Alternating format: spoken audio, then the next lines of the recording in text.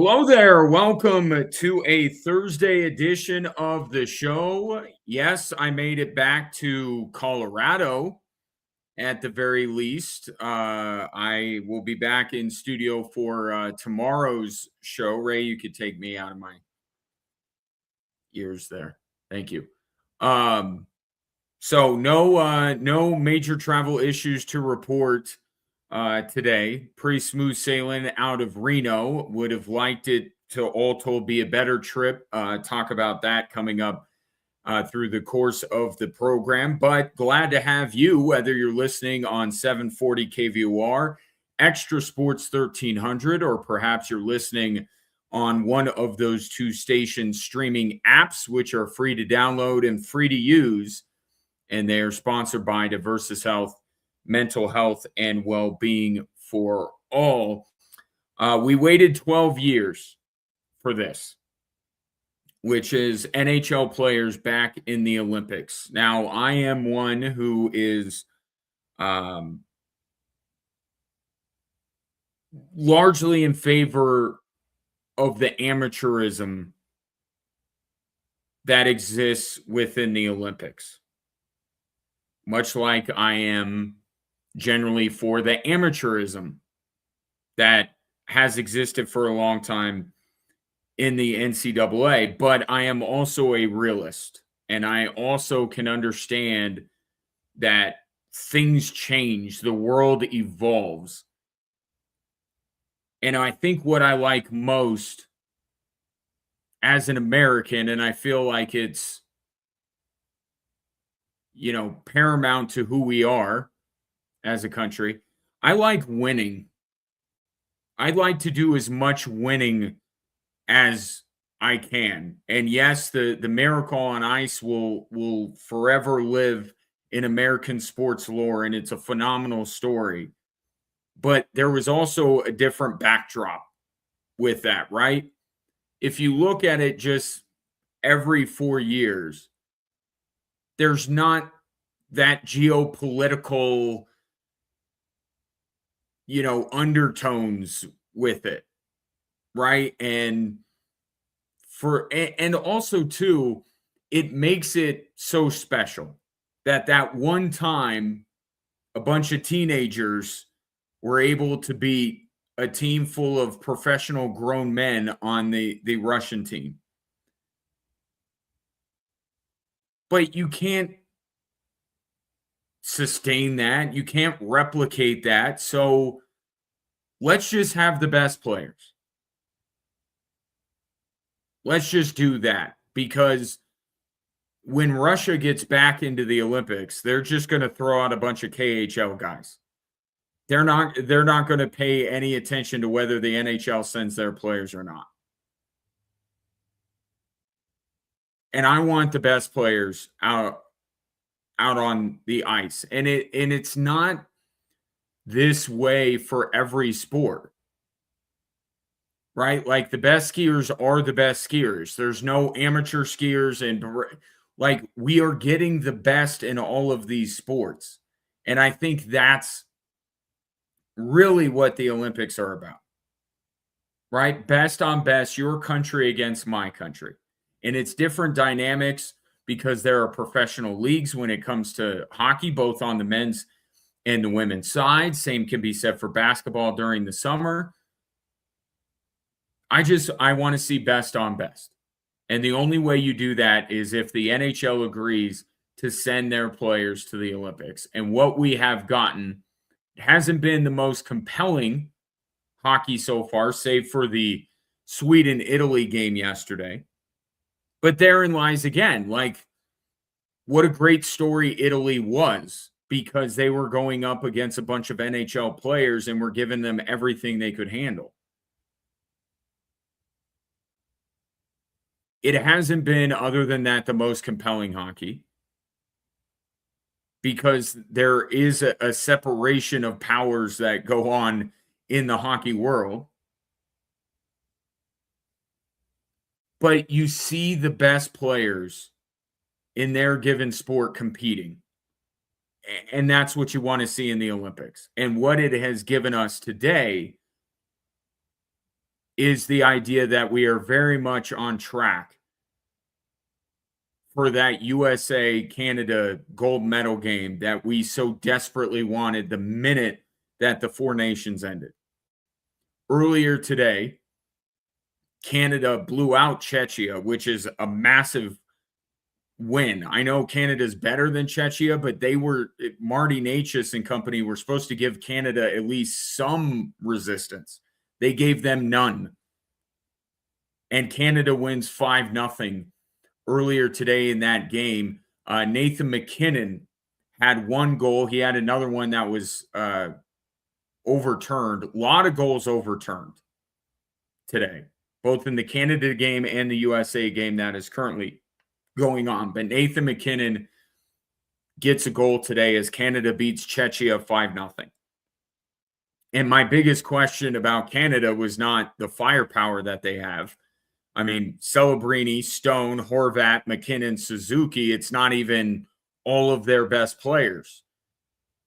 Sidney Crosby, Connor McDavid, Cale Makar, these guys all assisted on goals, but they didn't score any.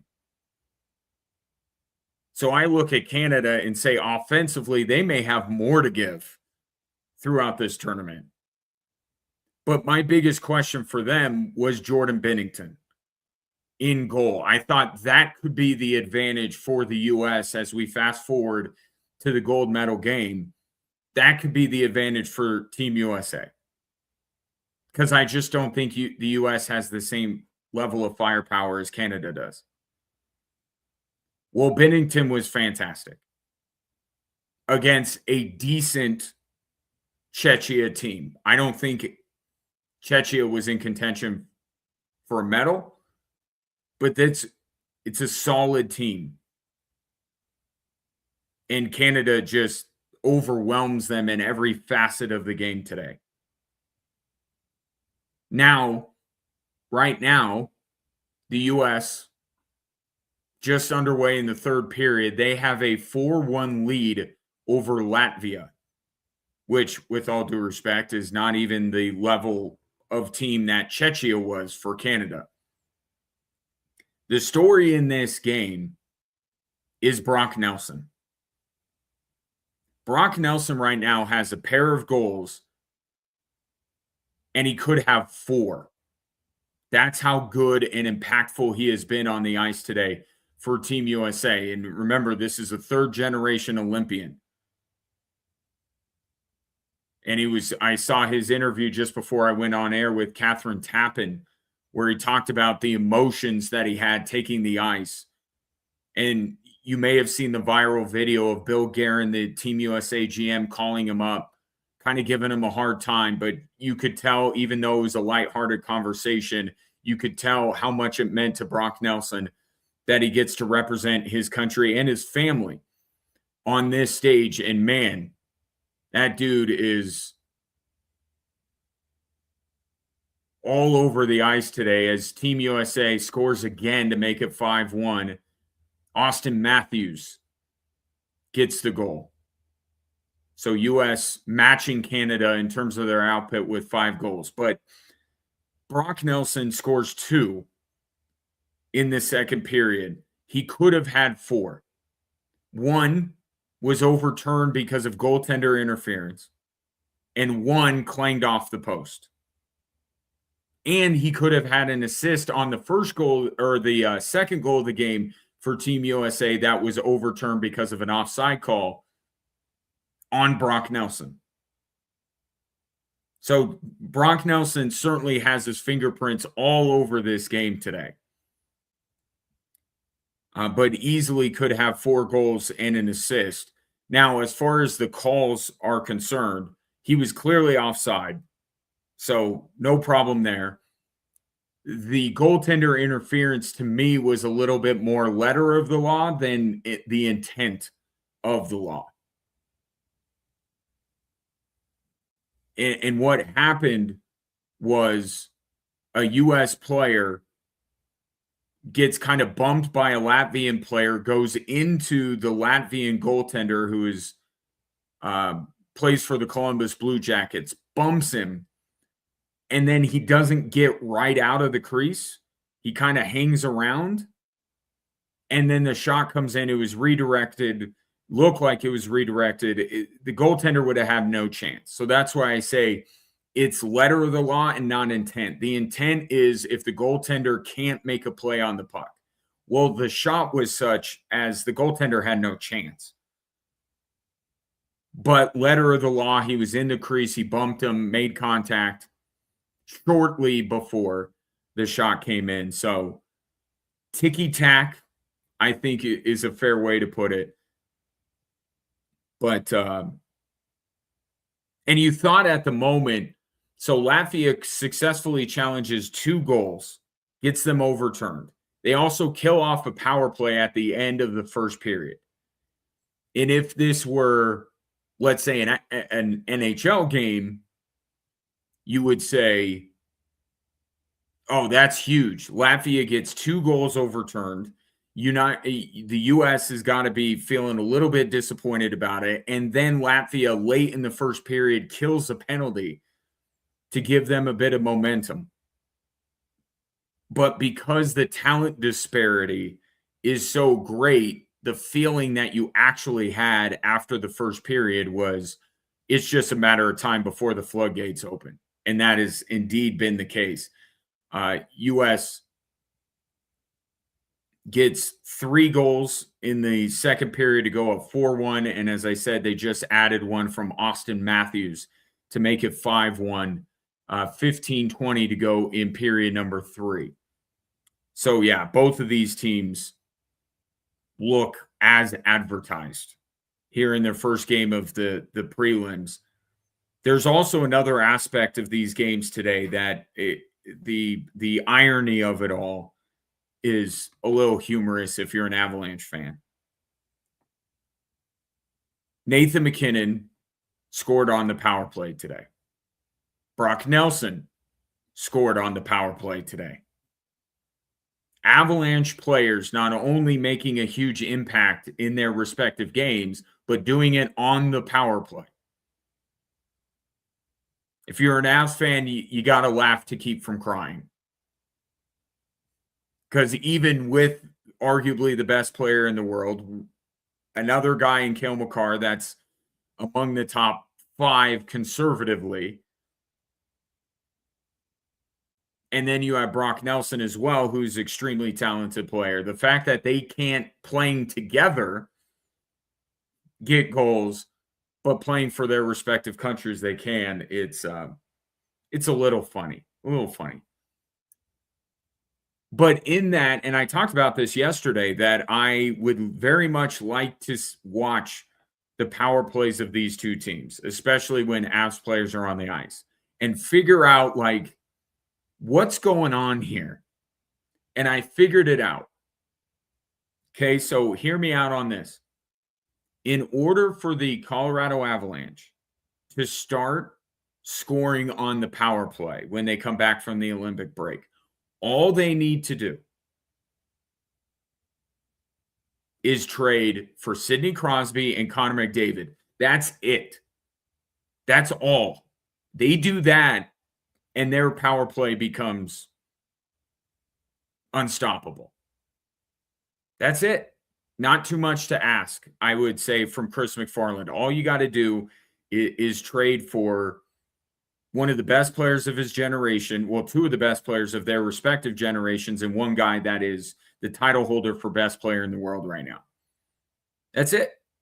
Now that you could give up, let's see, for Sidney Crosby, you got to give up something to get something. So even though Brock Nelson scored on the power play, positionally, it makes sense. You trade Brock Nelson for Sidney Crosby, and then you trade Sam Girard for Connor McDavid, and you're good to go.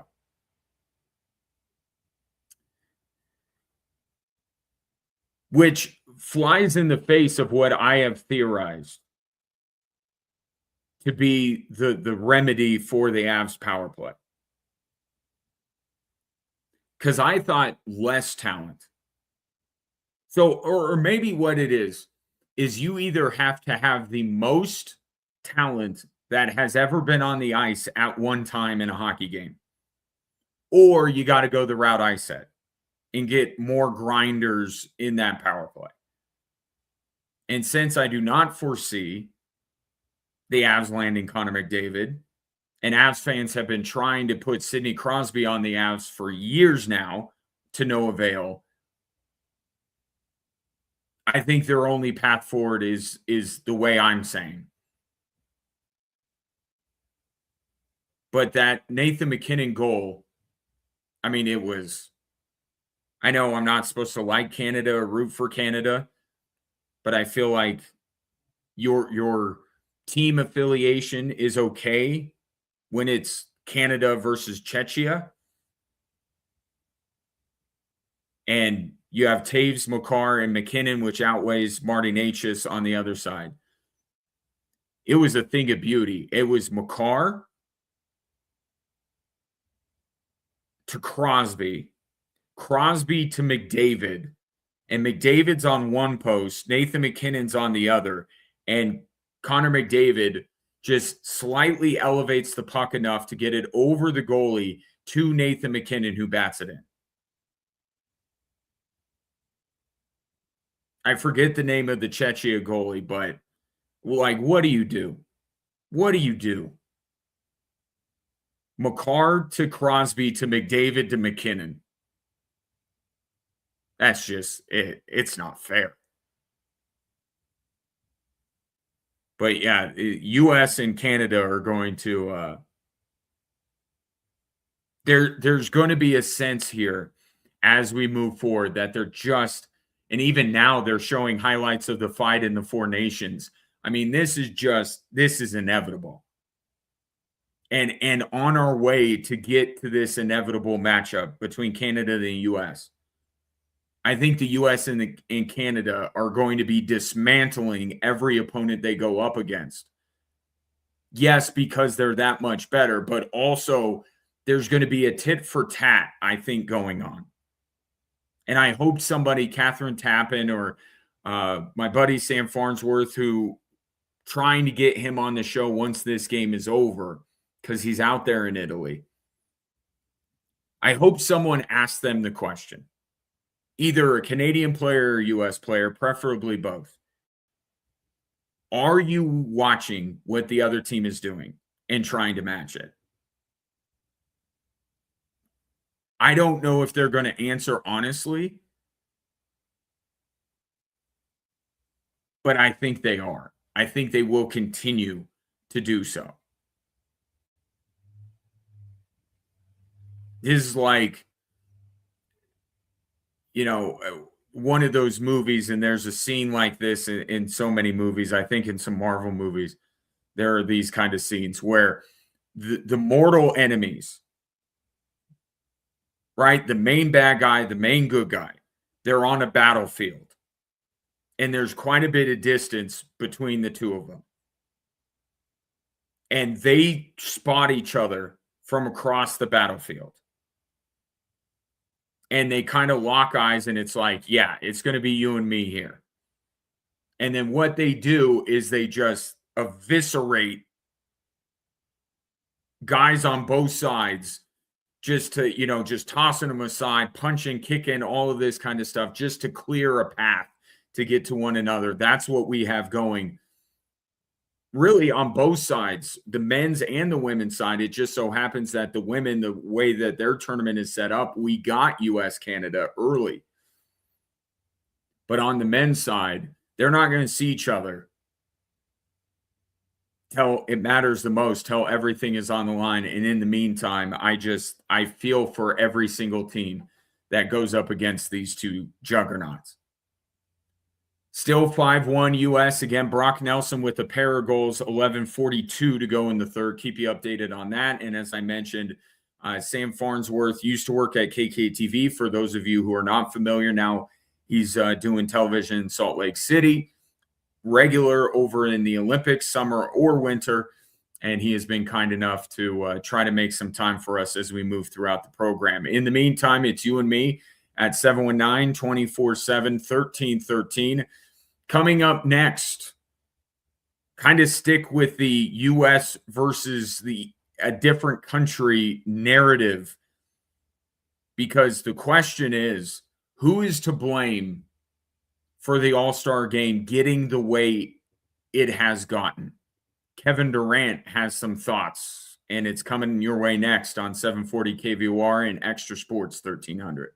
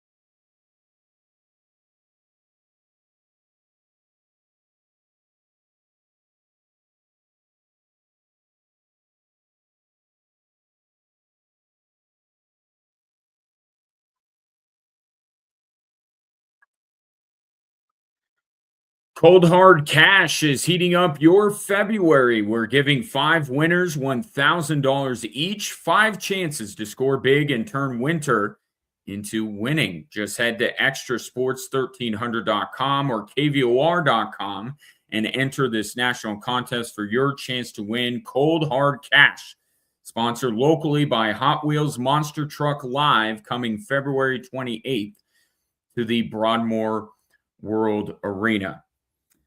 This weekend, if you can't get enough of us versus everybody, us being USA versus everybody, you're going to get a form of this in the All-Star game. It's not going to be individual countries, but it will be Team USA, 2 different Team USAs, kind of an older and a younger Team USA, and they're going to be taking on Team World in the All-Star game, in the latest attempt by the NBA to salvage a dying product.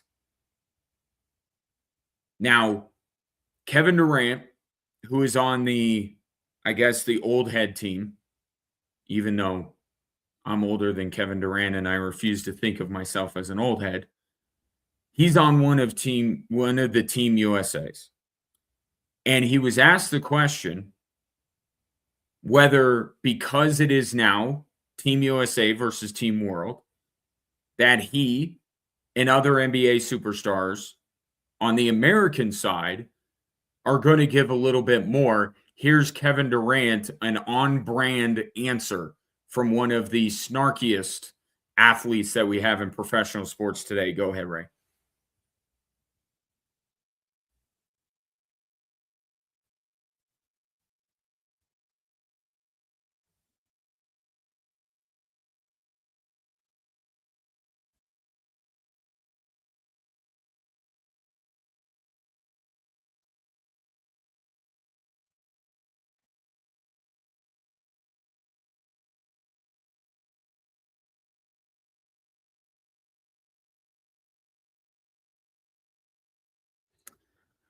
So where was that audio from, Ray? So we can give proper credit. We'll do that. So first of all, and for those of you watching the live stream, you did not hear what Kevin Durant said, but basically he's like, you need to talk to Luka Doncic and Nikola Jokic because they're not trying either. Now, Kevin Durant is 100% right. And if you listen to this show, you will know that I have juxtaposed Jamal Murray going out to LA on a mission to play hard and to save the NBA from the nonsense that goes on All-Star Weekend. And I have juxtaposed that with Nikola Jokic because one of the most unserious players in recent All-Star games has been Nikola Jokic. And it's like, I had a friend when I was growing up, just the one. And there came a point where we had to be separated. We were so disruptive to the rest of the class that our teachers could not bear the thought of us being in close proximity. But sometimes news doesn't travel fast, and sometimes there's no choice. And when me and my friend would be together in class, we'd almost make up for the lost time because we were separated in other classes and be more disruptive and goof off even more. That's the dynamic between Nikola Jokic and Luka Doncic. They don't get to play with each other all the time. In fact, this is their only chance to do it. And they make the most of it by just goofing off and clowning each other the entire time. Kevin Durant is 1,000% correct. Two of the biggest offenders of this right now are Luka Doncic and Nikola Jokic. And I hope that Jamal Murray has a positive effect on Nikola Jokic. because it could be really fun to watch the two of them do that two-man game that you and I see on a nightly basis for the Nuggets with other all-stars around. They are a byproduct of what has been going on in the NBA for a while. That's the thing. That's the difference. So while I understand Kevin Durant's side of it, and I do think that we don't want to turn this into this is NBA players, right? What you see are NBA players, regardless of nationality, going out to wherever All-Star Game weekend is and making a mockery of it. Whether they're from Serbia, Slovakia, Canada, Slovenia, Mexico, the United States, they all do it now. But what Kevin Durant has to understand is that his generation started it. And I spent a fair amount of my flight today from Reno finding out when the exact moment was where all this happened. And I found it and I screenshotted it. I can maybe show you on the live stream. So this is the 2014 All-Star Game. It's in New Orleans with 6:46 to go in the third quarter. The Western Conference is up 113-95. Okay, the best players in the world, and they're on both sides. But if one team is up 20 past the midway point of the third quarter, the game should be effectively over. Not to say that the East can't come back and make it interesting, but that game should be over. It wasn't. And the Eastern Conference rallied to win that game. That is the moment where all of this started. Where defense, even the defense, and I understand, like, we never had this utopian All-Star game where guys are picking each other up full court. Even with, Magic and Bird and Jordan, they didn't lock in for every single possession. Okay, so let's not play revisionist history here. But they played some defense. It didn't turn into – the problem is now it's a skills competition. Right? It's not – little defense has been played in the All-Star game for years. But now it's Steph Curry throwing it over the backboard on an inbounds pass for an alley-oop. It's Steph Curry pulling up from nearly midcourt. It's Kevin Durant doing the same thing. It's LeBron James trying to put on – and the guy doesn't want to be in the dunk contest, yet he pulls out dunk contest dunks in the middle of the All-Star game. Okay, defense has never been a staple of the NBA All-Star game. But they would at least stand in the way of foolishness. Okay, if Magic Johnson is going to do some kind of goofy move, you better believe that MJ or somebody is going to check him and say, you're not doing that. I'm not saying put him on the ground, but just, I'm going to step in front of you, all right? You're not going to do this. From that moment on, in that 2014 All-Star game, that's what it's become now. And the significance of that game is that, one, it was at the height of the Heatles, right? Which is the embodiment of the player empowerment era, where the players in the NBA realize that they hold the cards, that they call the shots, that they aren't beholden to anybody. When LeBron and Chris Bosh went to Miami, that put all of this on overdrive. Okay, and it manifests itself in every facet of the NBA, in contract negotiations, in all-star games and everything, when the players realize that they don't answer to anybody, that's when things got off the rails. So that's factor one, probably the biggest factor. Factor two is the way the game has changed. In fact, I was watching that All-Star game back, and I heard Steve Kerr, of all people, when he was still a broadcaster, talking about what was going on in that All-Star game as emblematic of the direction the NBA is going. And now it's not the direction it's going, it's the direction that it's in. Led by the team he would go on to coach. 3-pointers all over the place. Unlimited range. So you get these guys that are trying these 3-point shots from every angle, from every distance as part of this because they all can shoot.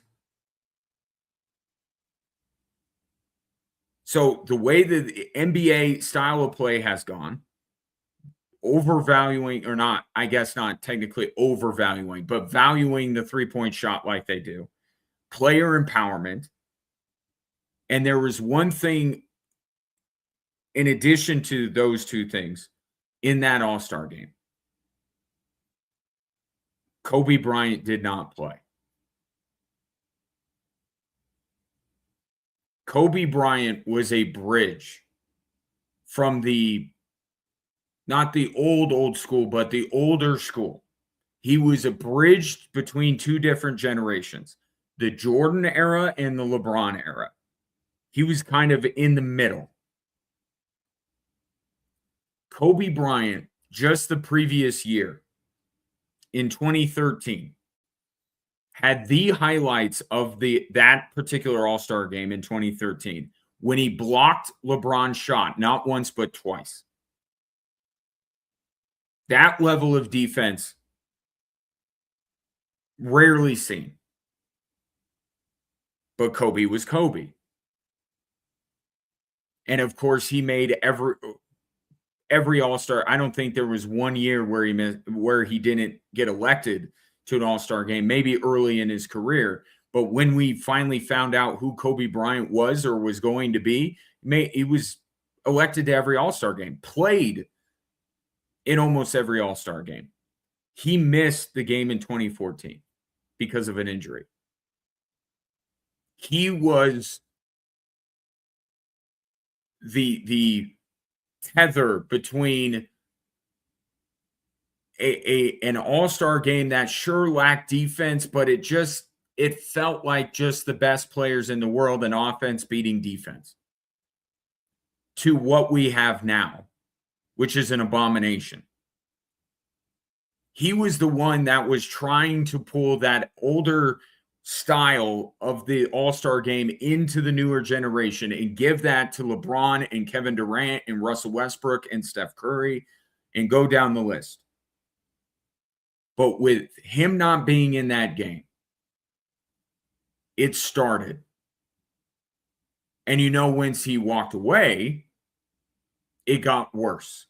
And the only time since 2014 that we have had anything remotely resembling the All-Star game that you and I grew up on was when the players felt the need, and as they should, to honor Kobe Bryant and his legacy by playing hard in the All-Star game.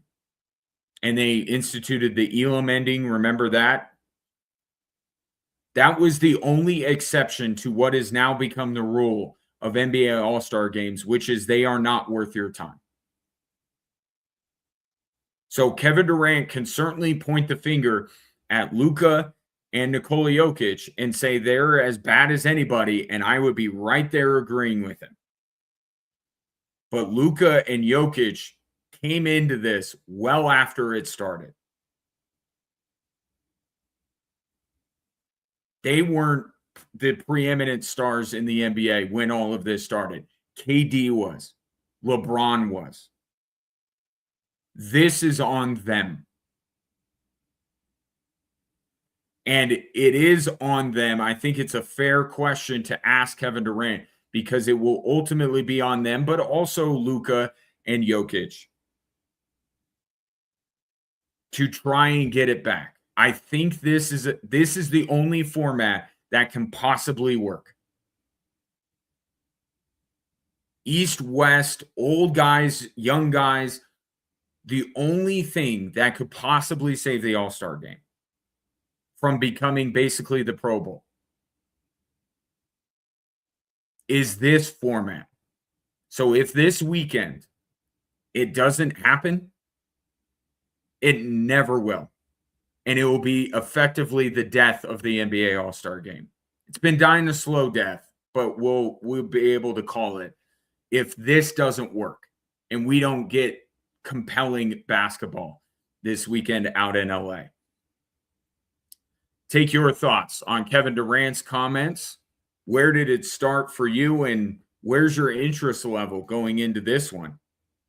719-24-7, 1313, more Drive Time Sports, and an update from Team USA against Latvia. That game has just gone final. We'll talk about it next on 740 KVOR and Extra Sports 1300.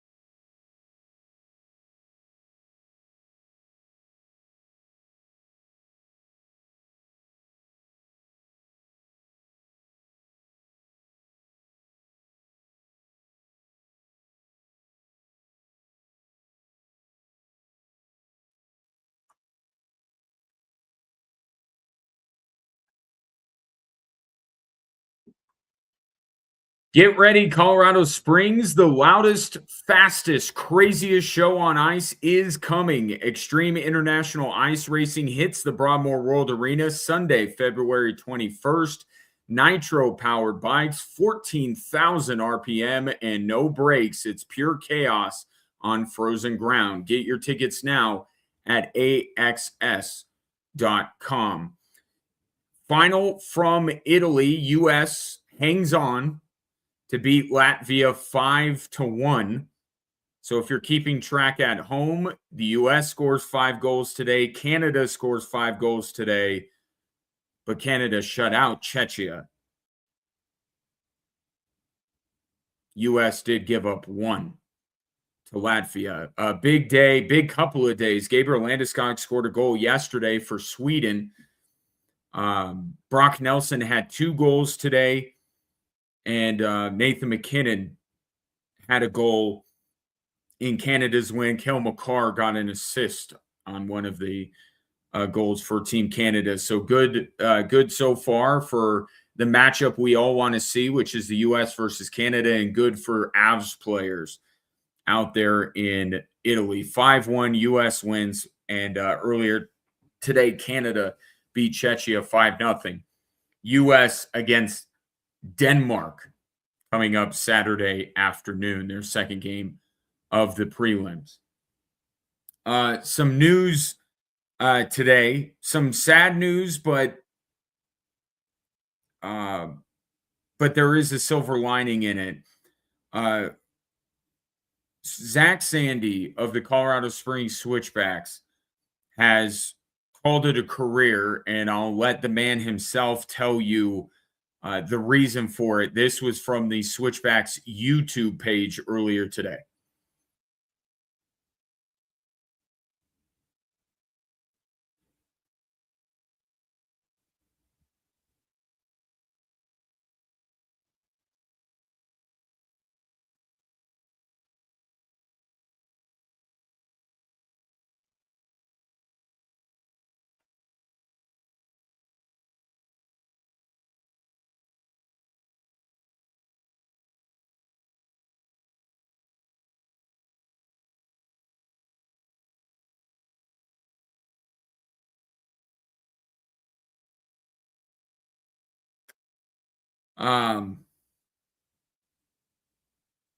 Sad to hear, but as he mentioned there at the beginning, he will be on Alan McCann's staff, player development, scouting, some of those kind of things. So he'll remain with the organization.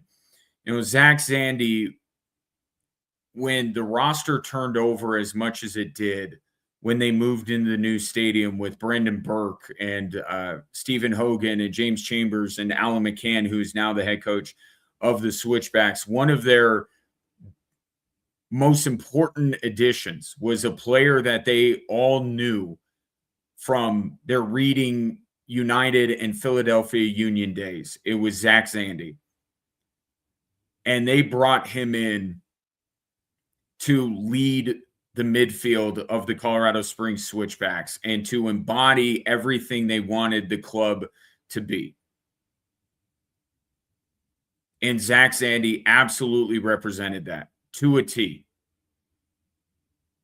The selflessness, the toughness that Zach Sandy had, and right there you hear, I mean, battling through the number of concussions he's had. He's everything that the Switchbacks culture is. And unfortunately, along with his arrival in Colorado Springs came the concussions. And over the course of a handful of seasons here, played in 86 matches, far fewer than he could have had he had been healthy.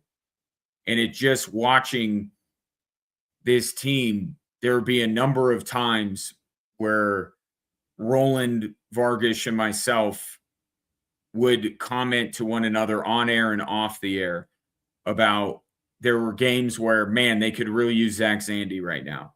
Or games that he would play, say, man, it's good to have Zach Sandy back. I mean, almost without fail, every time he was either in or out of the lineup, we would still mention him. And Roland and I's favorite line to throw around is broadcasters, we don't play favorites, but Zach Sandy's our favorite. Just a joy to watch, a joy to cover, and a great dude. And to see the prime of his athletic career get taken from him like this, it's hard. It's hard to see this happen. It's hard to see this happen to any athlete, but especially one like Zach Sandy. But it unfortunately was a big part of his switchbacks career, is that he was just in and out of the lineup and out of the lineup for long stretches of time before he would come back. But when he was on the field, made a huge impact, scored 12 goals over the course of his somewhat abbreviated switchbacks career.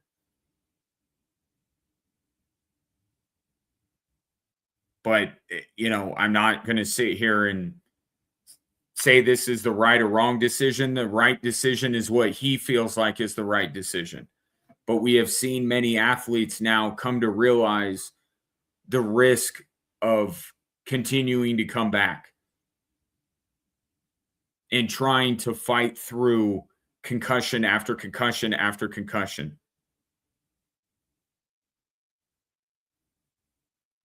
So my 2 cents, I certainly don't think this is a bad decision for Zach Sandy. But the silver lining again is that the fact that he'll still be around this organization, and knowing him as a player, he is going to be an extremely successful coach, scout, whatever he decides to do with the switchbacks now and moving forward, he will be incredibly successful at it. So congratulations to Zach Sandy on a tremendous, tremendous career. And going to certainly miss him on the field. And I know that for a fact because we missed him on the field when he was still active, but just injured. You could see the full video from Zach on the YouTube page for the switchbacks, and hope to get him on the show and talk to him a little bit more about this and what's next for him in the coming days. 719-247-1313. Take your thoughts, Switchbacks fan, on the career of Zach Sandy. Coming up next, Nuggets finish out the first half, if you want to call it that, of the regular season, going out on a high note against Memphis. The significance of it coming up next on 740 KVOR and Extra Sports 1300.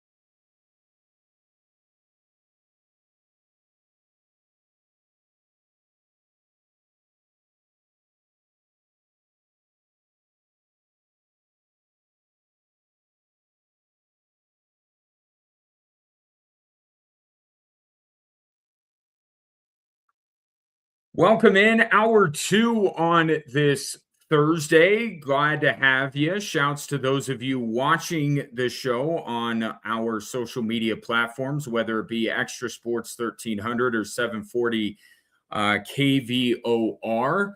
Um, and while you're there, like, subscribe, comment. Most importantly, comment. This is an interactive experience on the show on a daily basis. Busy day in Italy as the men's hockey prelims got going. Both Canada and the U.S. pick up resounding victories. Um, I have somebody that can speak to it from a firsthand basis as soon as Ray lets me know that we are good to go. I will go to him. But in the meantime, if you would like to interact in a more traditional way, you could always text or call into the show at 719 247 1313. We'll start this conversation, and then when my guest is on the line, we'll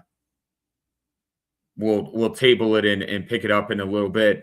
But the Denver Nuggets last night were able to, like the Avalanche, finish out the first quote unquote half of the season on a high note. And it's been like the Avalanche. The parallels between these two teams are pretty apparent. Both of them were kind of limping into their respective breaks.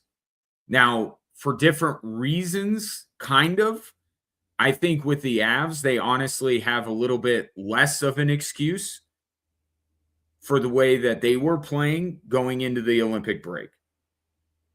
Now, they had their injuries, Gabriel Landeskog chief among them. I get that, but they're not nearly as banged up as the Denver Nuggets are.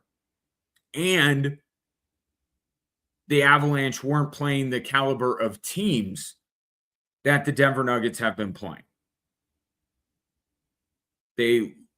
We'll get into that a little bit more coming up. In the meantime, doing me a huge favor because he's a great guy, my buddy Sam Farnsworth from KSL TV in Salt Lake. You may know him from his days at KKTV. He joins me from Italy after the U.S. got a 5-1 win over Latvia.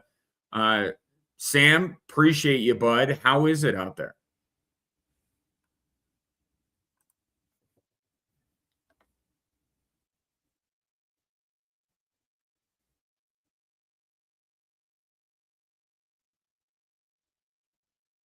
Oh, he dropped. Okay. We'll try to effort Sam. And I said such nice things about him. I guess I'll have to repeat all that then. I would, could be cell service a little bit spotty there with the entire world converging on one area, but Ray will try Sam Farnsworth again and see if we can't chat a little bit with him. If not, we'll set up a less hectic time for Sam to join me and kind of give the lay of the land there from the Olympics. But continuing on with what I was saying about the Denver Nuggets, look, the Nuggets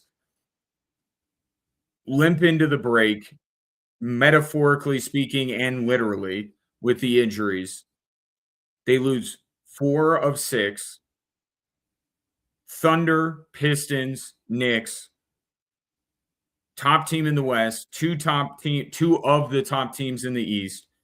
Cavs the other night were one of those teams as well that they lost 119 to 117, but they do close out with a win last night against Memphis. And we have some audio from David Adelman. Did we get Sam back on, Ray? Okay. Sam, I said a lot of nice things about you. I'm not going to repeat them. How are you? I still can't hear him.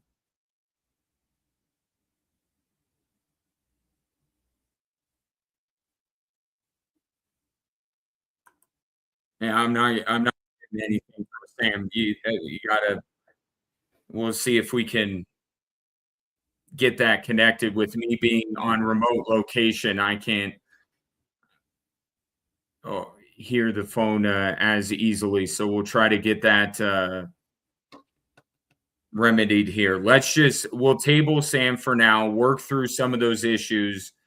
If you want to get on the line with Ray and tell him, we'll try again here at the commercial break when we can get me hearing him. But in the meantime, let me continue on here with the Denver Nuggets conversation here. So they're losing to better teams, quite frankly, than the Avalanche have been, and they are more banged up than the Avalanche are. But I think it is, and I've been going back and forth about this. I was just thinking about this driving back from DIA today. I I think with the Avs, there's going to be a feel of starting over almost with this season. Not that what they did prior to the break doesn't count, but it's such a long layoff and everyone's got to get like ramped back up and all this kind of stuff. I almost feel like we're going to have two different NHL seasons. So the Avs getting the win right before the break, I think it was good for them, no doubt about it. But I also at the same time feel like, is there much of anything from a confidence, momentum, whatever you want to call it? I don't know that there is. With the Nuggets, they're just going to take a few days away. So I feel like there has a chance for bad form and not stacking up wins lately to kind of carry over a little bit. So that's where I would say last night's win over the Memphis Grizzlies was an important one. 122 to 116 was the final score there. And I'll tell you the most significant aspect of that game last night. And this has impact moving forward and long term. I thought that might have been the best game I've seen Christian Braun play all year. With the Nuggets, their biggest issue right now being health, and Christian Braun being chief among the players that they have had issues with health-wise, I think that is significant. That perhaps maybe Christian Braun now a little bit more confident in the ankle, able to do some of the things that he tends to do because he's a very explosive player, right? A lot of back cuts, a lot of dunking. So Christian Braun needs to be able to trust that ankle. And when they brought him back off of the injury list, DL, whatever you want to call it, I don't think he trusted it. And maybe physically he wasn't feeling right. Maybe he didn't attack the rehab the way that he needed to. Either way, the team says, all right, you're going to go back and take some time. And he's been back for a few games now. Still hasn't looked great, if we're being honest about it. But last night, 39 minutes, 14 points on 6 of 8 shooting, 7 rebounds, 6 assists. That was the most impactful Christian Braun has been all season. So if this is a sign that out of the All-Star break, Christian Braun is right, that is the most significant thing beyond the good vibes that maybe the Nuggets got by picking up a win after such a rough stretch of the season. Jamal Murray, 23 points last night, 7 assists, 6 rebounds, and Nikola Jokic doing Jokic things, 26 points, 15 rebounds, and 11 assists. So you're up to date NBA standings here going into the All-Star break. The Nuggets still holding steady in third, and they've actually been able. Remember, I talked about a week or so ago about the Nuggets getting gained on by the play-in teams.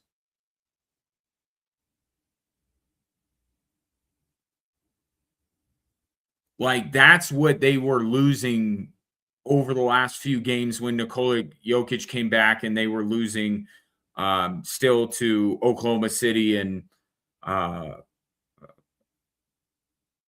Detroit and New York. They were losing. They weren't losing a ton of ground for the top of the West, but it was the more worrisome thing was that the bottom of the West was catching up to them. Nuggets have actually been able, because they picked up a couple of well-timed wins over the Bulls and the Memphis Grizzlies. They are now 3 games up from the play-in. The first play-in spot is held by Phoenix currently. And then but they are 7 games back of the top seed. They are 3.5 back of San Antonio for the 2 seed. But the matchup that they would have in the first round, still a lot of basketball to be played, it would be the Lakers. So maybe a chance to rekindle some of what was lost, or rekindle it now with the Luka-led Lakers. But all told, going into the break, the Nuggets, from a positional standpoint, decent spot. Now, OKC is going to be tough to reach. I don't think that the Spurs are out of the question. The difference between the 3 seed and the 2 seed is essentially home court in the second round. Can the Nuggets beat the Spurs if San Antonio has home court fully healthy? Yes, I think they can this year. But therein lies the rub. Last night was a good sign from Christian Brown. Cam Johnson still trying to figure his way through, but I wasn't going to put a ton of stock into the way he looked, considering that he was just coming back from his own injury. The Nuggets got to get healthy. They got to get healthy, and then we'll reassess the situation here for the Denver Nuggets. But they end up ending the first half of the season, first part of the season, in third, 7 games back of OKC for the top spot. But it's a little tight, 3, 4, 5, 6, separated by just 2 games. That's Nuggets, Houston, Minnesota, and the Lakers. So we'll pick things up back after the All-Star weekend and see if the Nuggets can't get a little bit healthier. But the most significant thing beyond the win, Christian Brown looked better, much better than he had since the other 2 times he came back from injury this season. 719-24-7, 13-13. If you want to give your thoughts on the Nuggets at the break, I guess the Avs and the Nuggets both sitting at their respective breaks right now. How are you feeling in the question of who do you have more confidence in winning a title this year, Denver or the Avs? Take your thoughts on that as we continue here on 740 KVOR and Extra Sports 1300.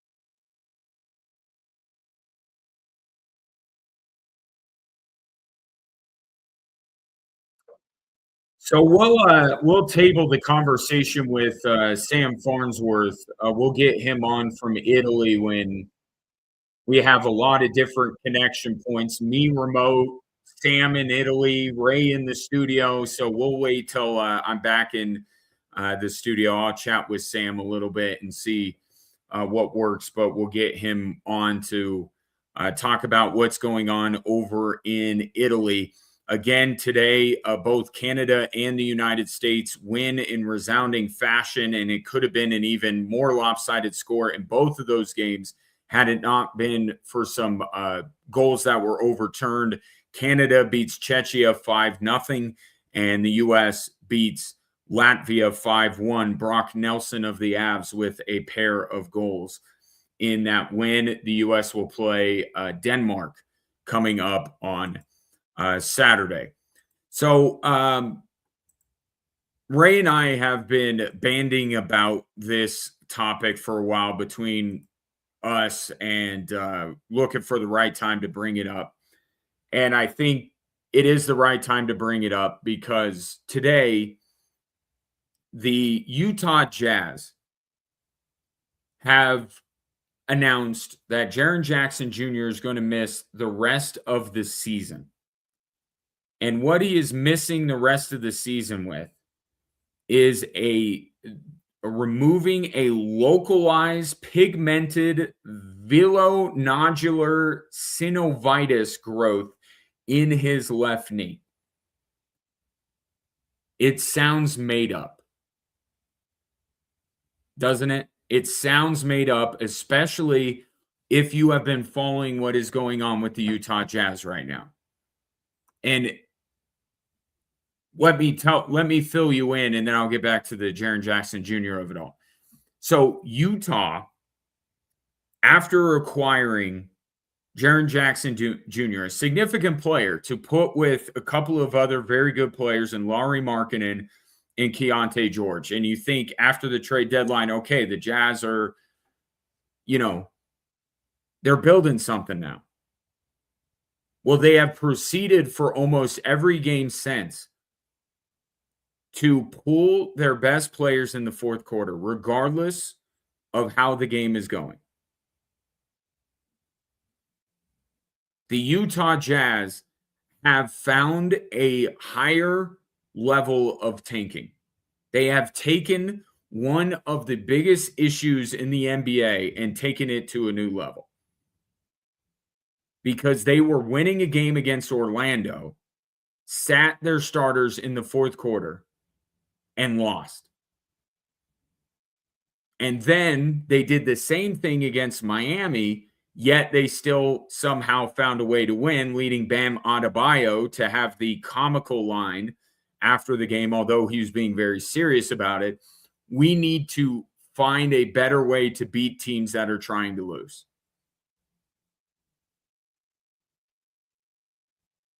So this is what Utah is doing. They made the move for Jaren Jackson Jr. because I guess the stars aligned, right? Memphis was ready to move on from him. Utah wanted him for the long term. They had to get him now, but they're in a little bit of a conundrum at that point because they're tanking. So they put their heads together. Will Hardy, Danny Ainge's son, who's now technically in charge of the Utah Jazz, and they came up with this gem of an idea, which is we won't violate any of the player participation policies because they'll play. It's just when the game is in the balance, they're not going to be in the game, so we lose. And I would imagine the heat got turned up a little bit on Utah, either through, public sentiment or from the league itself. And now they say, well, Jaren Jackson Jr. is out for the season. Now, I don't want to diminish anybody's injuries. Okay. But if you've been on social media today, you may have seen it labeled as a tumor.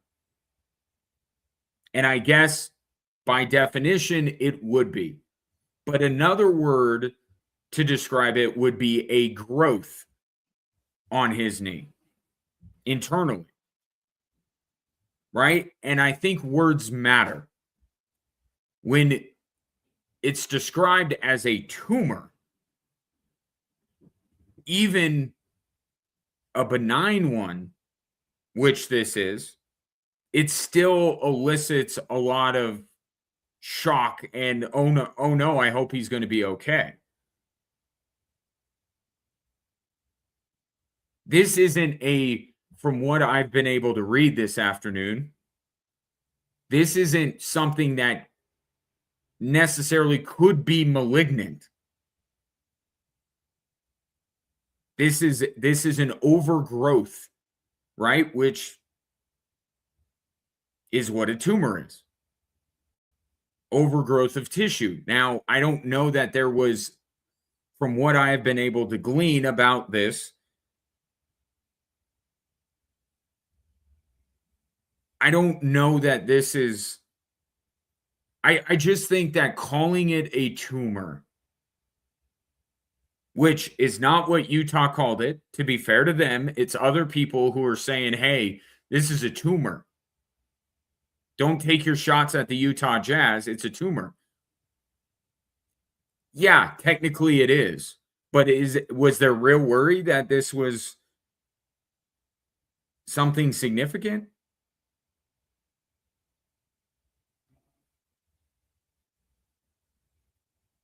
Could Jaren Jackson Jr. have played through this?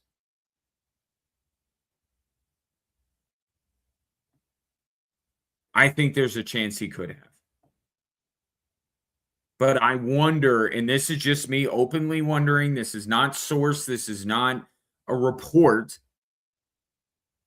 Could there have been heat either felt by or literally put on the Utah Jazz to say, you can't keep doing this? Maybe it's just the Jazz going, we can't keep doing this. And something that is legitimate that Jaren Jackson Jr. has, maybe we'll just say now this is a season-ending injury. I don't want to get too into, how serious this thing could be. But the timing, it's hard not to be a little suspicious, right? Not saying that he doesn't have this thing, but it's like you're doing this new advanced form of tanking, and you're in a couple of weeks, and it's put you in the headlines, and it's cast the NBA in a bad light once again, and then Jaren Jackson Jr. is diagnosed with this and is out for the foreseeable future. Like, I'm sorry. Like, I hope Jaren Jackson Jr. gets back to 100% and that this doesn't cause him any problems. But come on, look at the timing of all of this.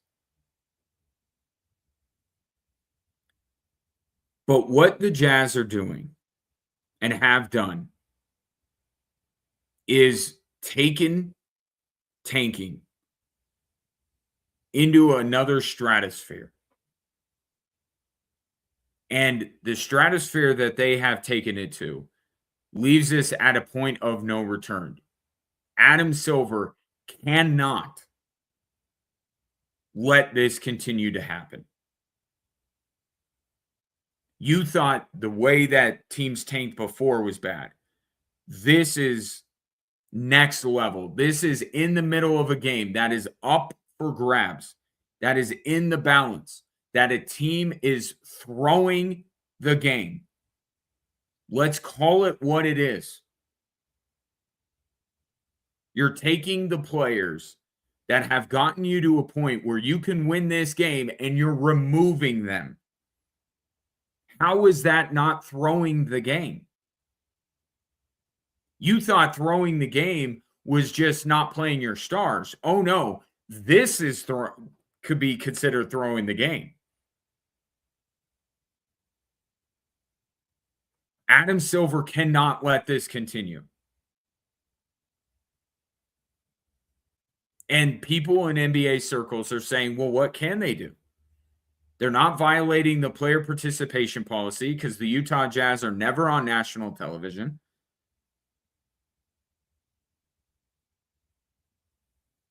These guys are playing as two, right?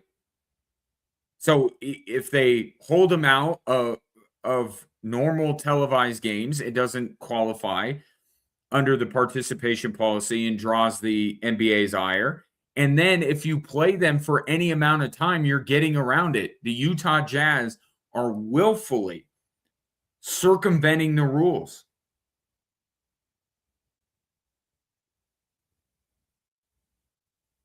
And people in the NBA are saying, well, what can you do? I have a solution. And it's not going to sound like the best solution, but I think it is. Because it's a solution I have brought up before when it comes to tanking. The NBA has no choice. They just have to abolish the draft lottery and let these teams do what they're going to do and give them the pick that they earn. They have tried to curtail tanking in 18 different ways. The latest gem of an idea being, oh, we'll flatten the odds. Right? We'll flatten the odds. And what has happened? The team with the highest percent chance of winning the number one pick has fallen to 5th in the last few years. So while the NBA is going, well, mission accomplished. No, not mission accomplished. Because if I'm an organization that's trying to tank for, let's say, Cooper Flagg, and I don't get him, I'm in no better spot than I was 1 year ago. I am no closer to having my franchise player and rebuilding my team than I was 365 days ago. So what am I going to do? I'm going to continue to tank. You have to let these teams have the pick. None of us like it. We'll look down on these teams. We'll cast aspersions. We'll throw stones. We'll do all of this. But the only fix is that you have to abolish the draft lottery. And you have to give these teams that go so far beyond the pale to lose games, you have to just satisfy them by giving them the player that they want. Not in the way that Adam Silver has done it by manipulating or rigging the draft lottery, but by if these teams end up with the worst record, you give them the number one pick. Because if you don't, they're just going to continue to tank. And what the Utah Jazz are proof of is that you're not going to win. You can find them. You can institute this. The Utah Jazz, if it wasn't in such poor taste, what the Utah Jazz are doing, and if it wasn't such a stain on the NBA, what they have been doing for the last few weeks, I would actually appreciate the ingenuity and brilliance of what they're doing. Because they have looked at every rule that Adam Silver has put into place, and they have figured out a way around every single one of them. The criminals are staying one step ahead of the police.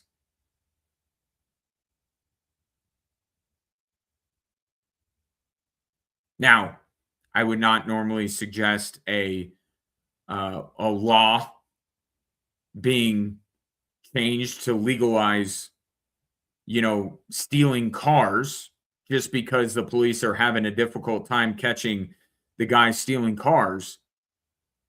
But in this case, what the NBA, they just have to give them what they want. Because the sooner you do that, the sooner they can rebuild. And in the NBA, it's not like the NFL. In the NBA, One player can make a world of difference.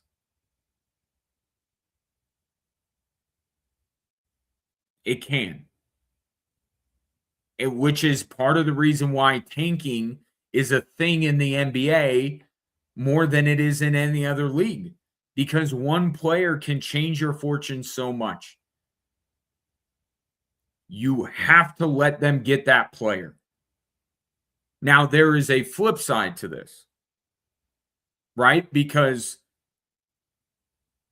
you need to, in case someone is going to go all Sam Hanky and do the process here and say, well, we have, and I'm throwing out Cooper Flag. I'm not saying Dallas, although Dallas, you could say, are they doing this? They just traded Anthony Davis, one of their better players. There has to be a limit. So what I propose is that the NBA draft lottery is abolished. You pick in the reverse order of where you finish. But the trade-off, and this is what Adam Silver and the owners go to the teams, or Adam Silver goes to the owners and convinces them and goes to the players union. The trade-off is we'll give you what you want, but you get 2 years. You get 2 years.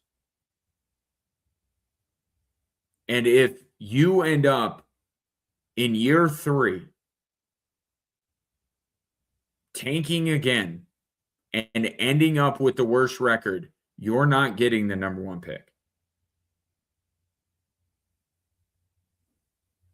This is what Major League Baseball has done. The Colorado Rockies have suffered this because they are so bad for so long.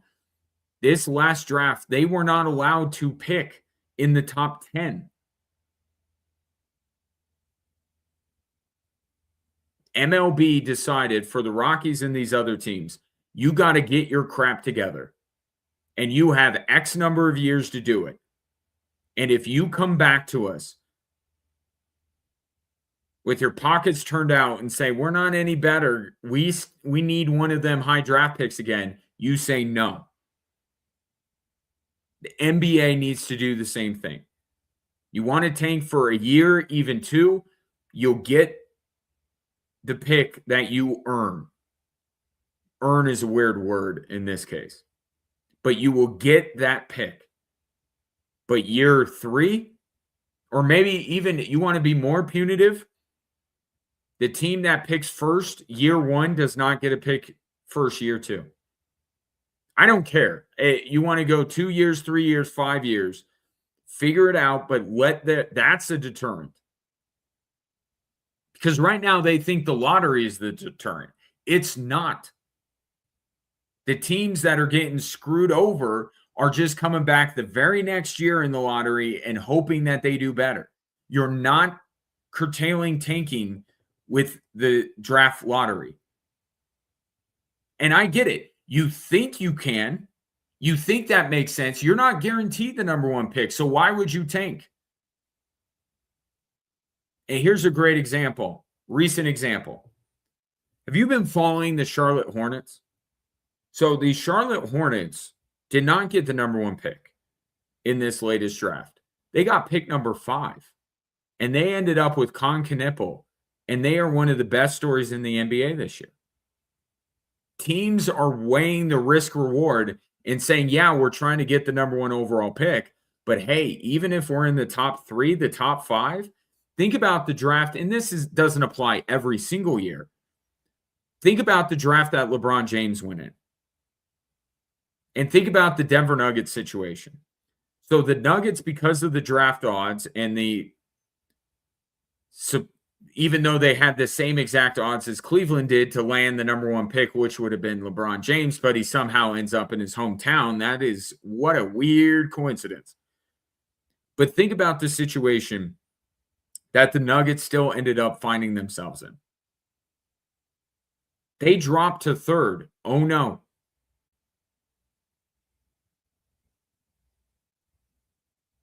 They still ended up with Carmelo Anthony, which turned their franchise around. Think about Miami. Miami got Dwayne Wade at 5 and turned their franchise around. The Raptors turned around their franchise with Chris Bosh.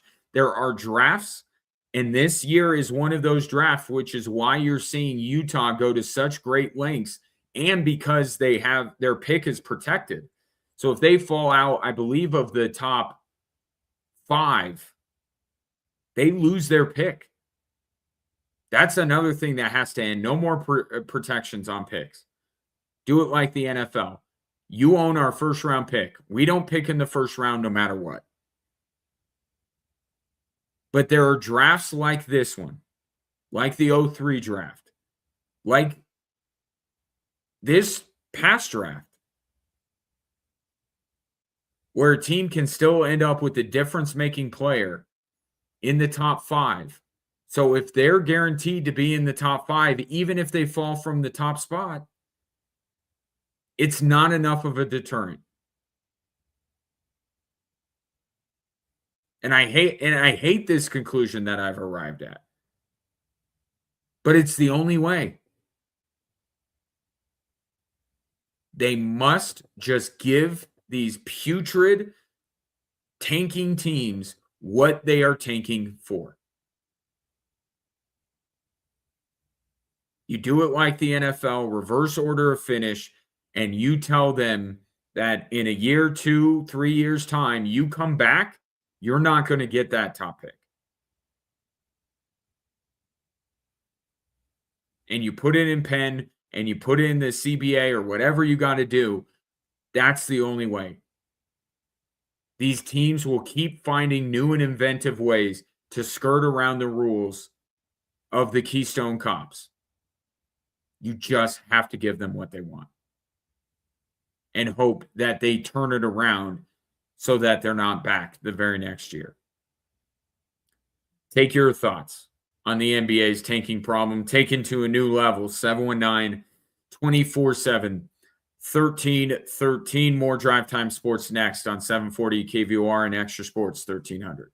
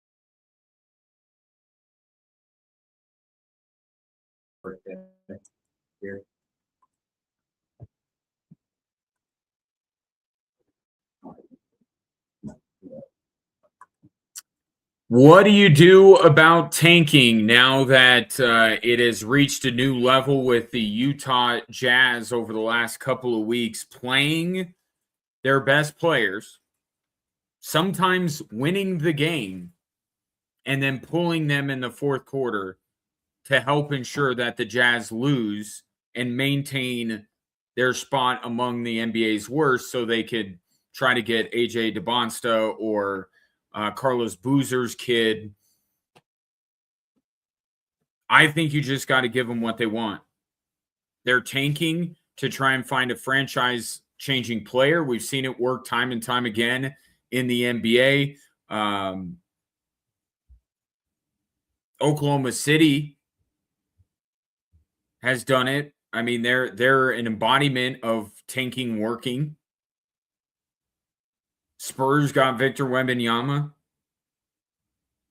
Cavaliers ended up with LeBron James.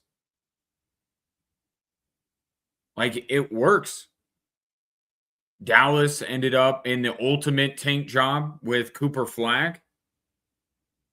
Although I don't know why you want Cooper Flagg over when you had Luka. But clearly that's what Nico Harrison was trying to do. I think you give them what they want. Make the draft like the NFL. And hope you don't see that team for a very long time after that. Now, there's going to be a race to the bottom, right? And, you know, a team like Utah may end up with the gasp fourth worst record in the NBA and not get the player that they want, and they may come back the next year. But that's where you put the other part of this, which is limit after a certain number of years, you can't get your top pick. No, it's better at this point. Anything's better than the draft lottery. Producer Ray Dominguez. We were talking about, like I said, we've been talking about this for a few days now. Where are you at on all of this with the tanking?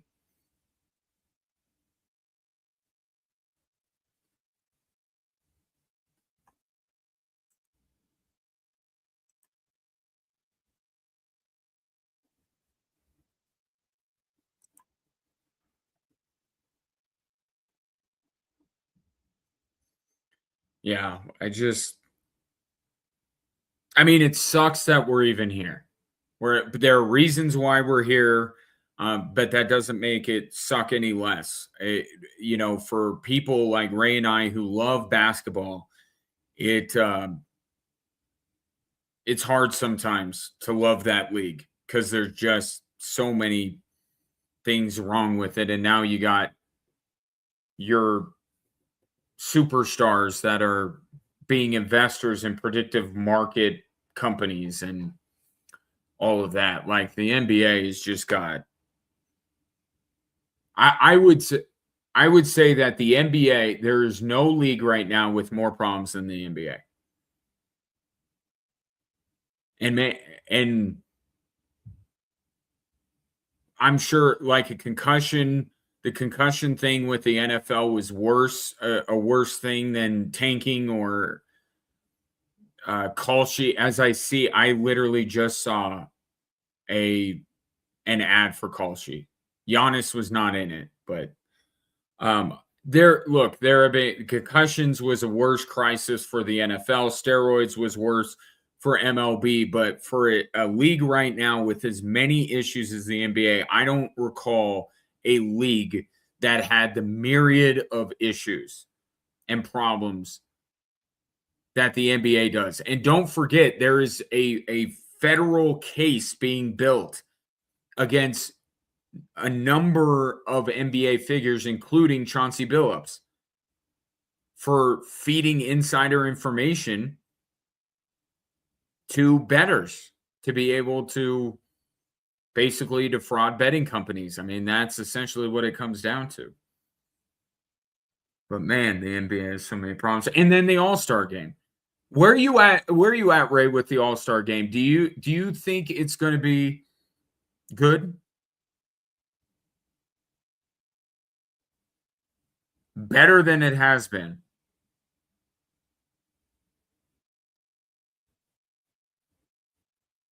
Mhm.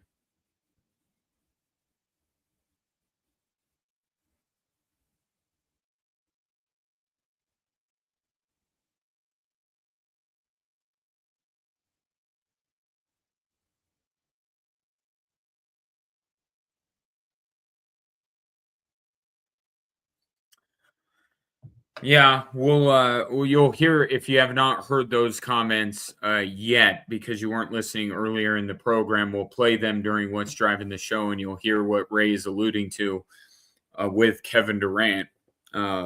Actually, that what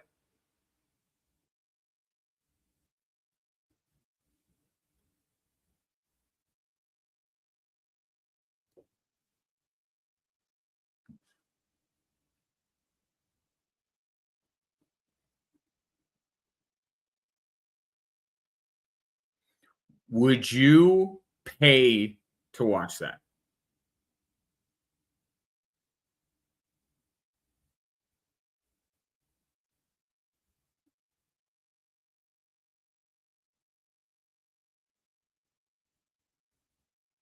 Can it replace the NBA Cup?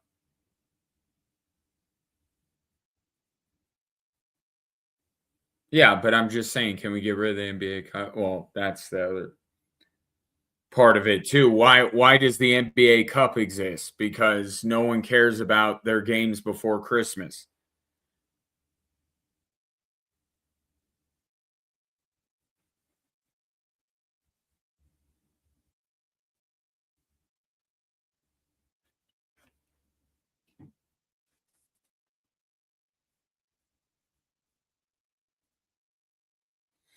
MLB tried to do that and we hated it because here's the thing. Like let's who would be a good one? OKC. So OKC doesn't have Shea in the All-Star game now. They have Chet, but just their best player is Shea, right? So Shea's not playing in the All-Star game. And the East wins, and now OKC doesn't have home court advantage over the Boston Celtics.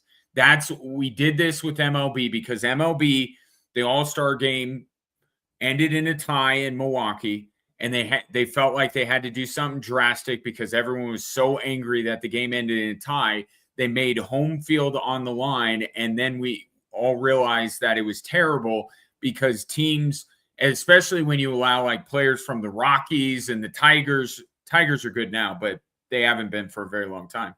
Um, teams with bad that were terrible have players deciding who would host the World Series. So we decided we hated that. So in Major League Baseball, so I can't imagine in NBA that would go any better. I think it's this or nothing. You'll hear from Kevin Durant coming up next, as well as David Adelman, and we'll talk Olympics here on 740 KVOR and Extra Sports 1300.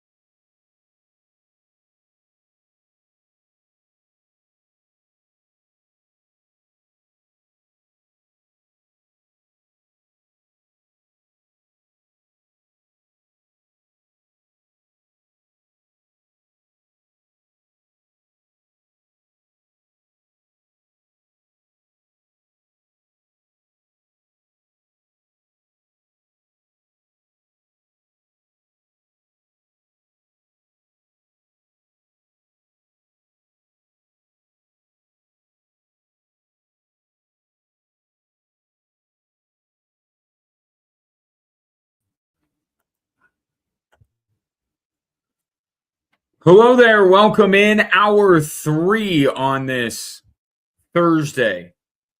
I forget what day it is and I forget where I am. It's been a week, but glad to have you and thanks for hanging with me over the last few days. Back in Colorado, we'll be back in studio tomorrow for the show. My thanks to Ray Dominguez for holding things down in the Extra Sports 1300 studios. If you would like to be a part of the conversation, it's easy for you to do because there's so many ways that you can do it. You can call or text in the show at 719-247-1313. You can drop a comment if you're watching the show on our social media platforms. Or you can just yell really, really loud and see if I can hear it.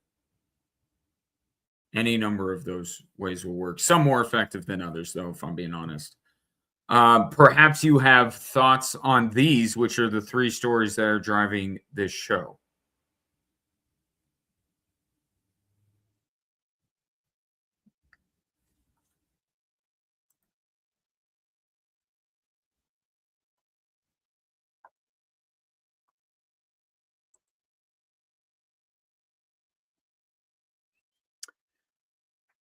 All right, let's start, not necessarily in order of importance, but in order of audio. Story number 1 from Kevin Durant.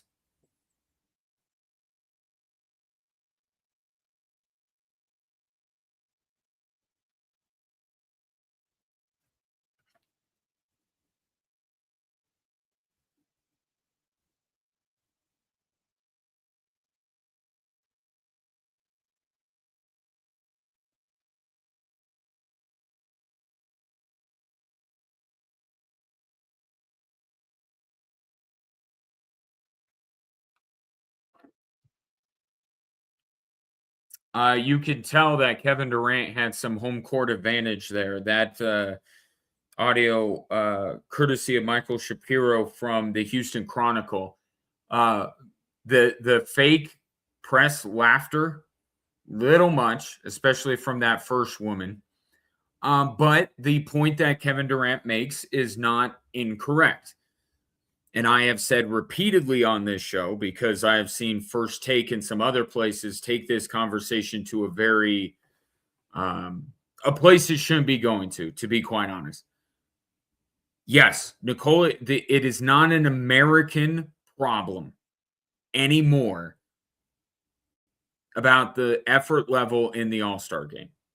It is an NBA problem. Every superstar, regardless of the country, is complicit in making that game unwatchable. And the guys who are at the top of the list, to Kevin Durant's point, Nikola Jokic and Luka Doncic. Absolutely, 100%. However, Luka and Jokic merely adopted the dark. Kevin Durant was born in it. 2014 All-Star game. Kobe Bryant is hurt. The West is up 20 in the third quarter on the East. And from that point on, the game became a farce. And every game after was a farce, except for the year that they were honoring Kobe Bryant and doing the Elam ending. Kobe Bryant was the thing that was holding this game together. Kevin Durant, LeBron James, Steph Curry, Russell Westbrook, James Harden, the list goes on, Chris Paul.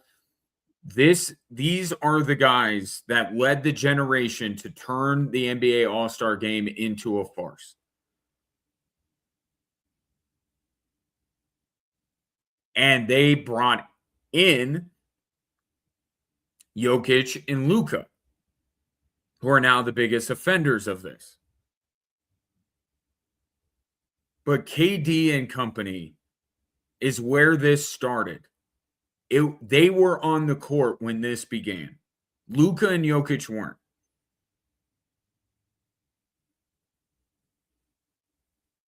So some responsibility has to be taken in that aspect. But the bigger point here, it's not just the American players. The idea of this Team USA versus the world is supposed to get the world players to put out their best effort as well. It's not just aimed at the US. But here's the problem. You look at the two teams together and you say, if Team USA doesn't bring it, they're going to get embarrassed because they are no longer, I guess, US is still the world superpower when it comes to, basketball. They did just win a gold medal. But when you combine all of those other countries, there's no comparison. Team World is much better than Team USA. So when Kevin Durant is asked these questions, it's because if Team USA doesn't bring it and Team World does, the US is going to get embarrassed. So to me, it's Kevin Durant bringing up a good point, but not a good point when it comes to answering the question because you are the person we're supposed to be asking. You did start all of this, and you're on the side that we care most about. We want Team USA to win on Sunday. I think. Remember, we had some discussions about this during the Olympics. Do we actually want Team USA to win? I think we do. But we certainly don't want them to be embarrassed. And Kevin Durant is one of the players that's going to be most responsible come Sunday on whether the U.S. gets embarrassed or not. They're not the biggest offenders, but they started it. Let's stick with hoops here on a more local level, right? Think globally, act locally. Here's the acting locally. David Adelman, subject to story number 2.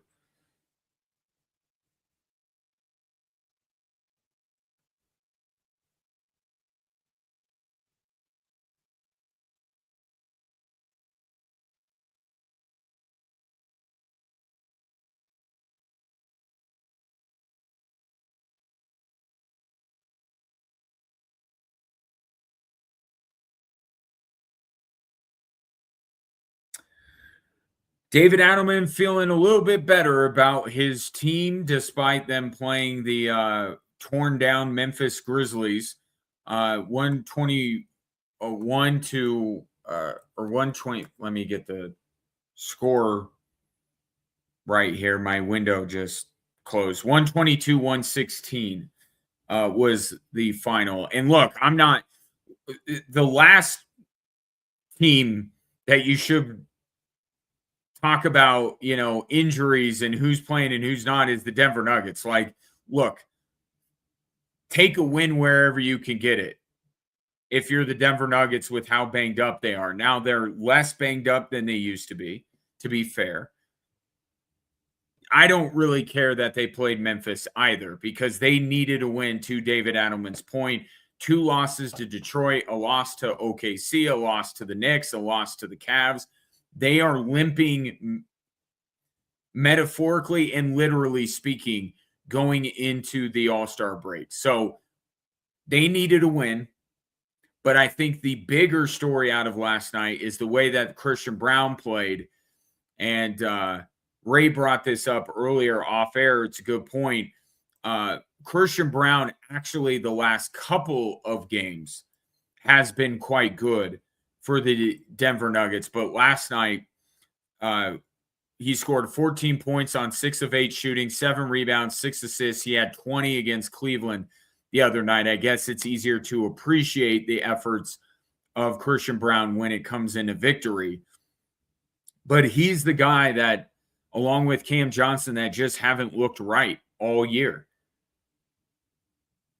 So if this is now Christian Braun trusting the ankle, Christian Braun being able to operate on the ankle, then that is a huge bit of news for the Denver Nuggets as they go into the All-Star break. Mentally, obviously beneficial to get a win after you lost 3 of your last 4 games, 5 of your last 6 games, or I'm sorry, 4 of your last 5 games. I'm looking at the games that Christian Brown has played where the Nuggets have not. Nuggets haven't fared very well in Christian Brown games as I'm looking at his game log from this season.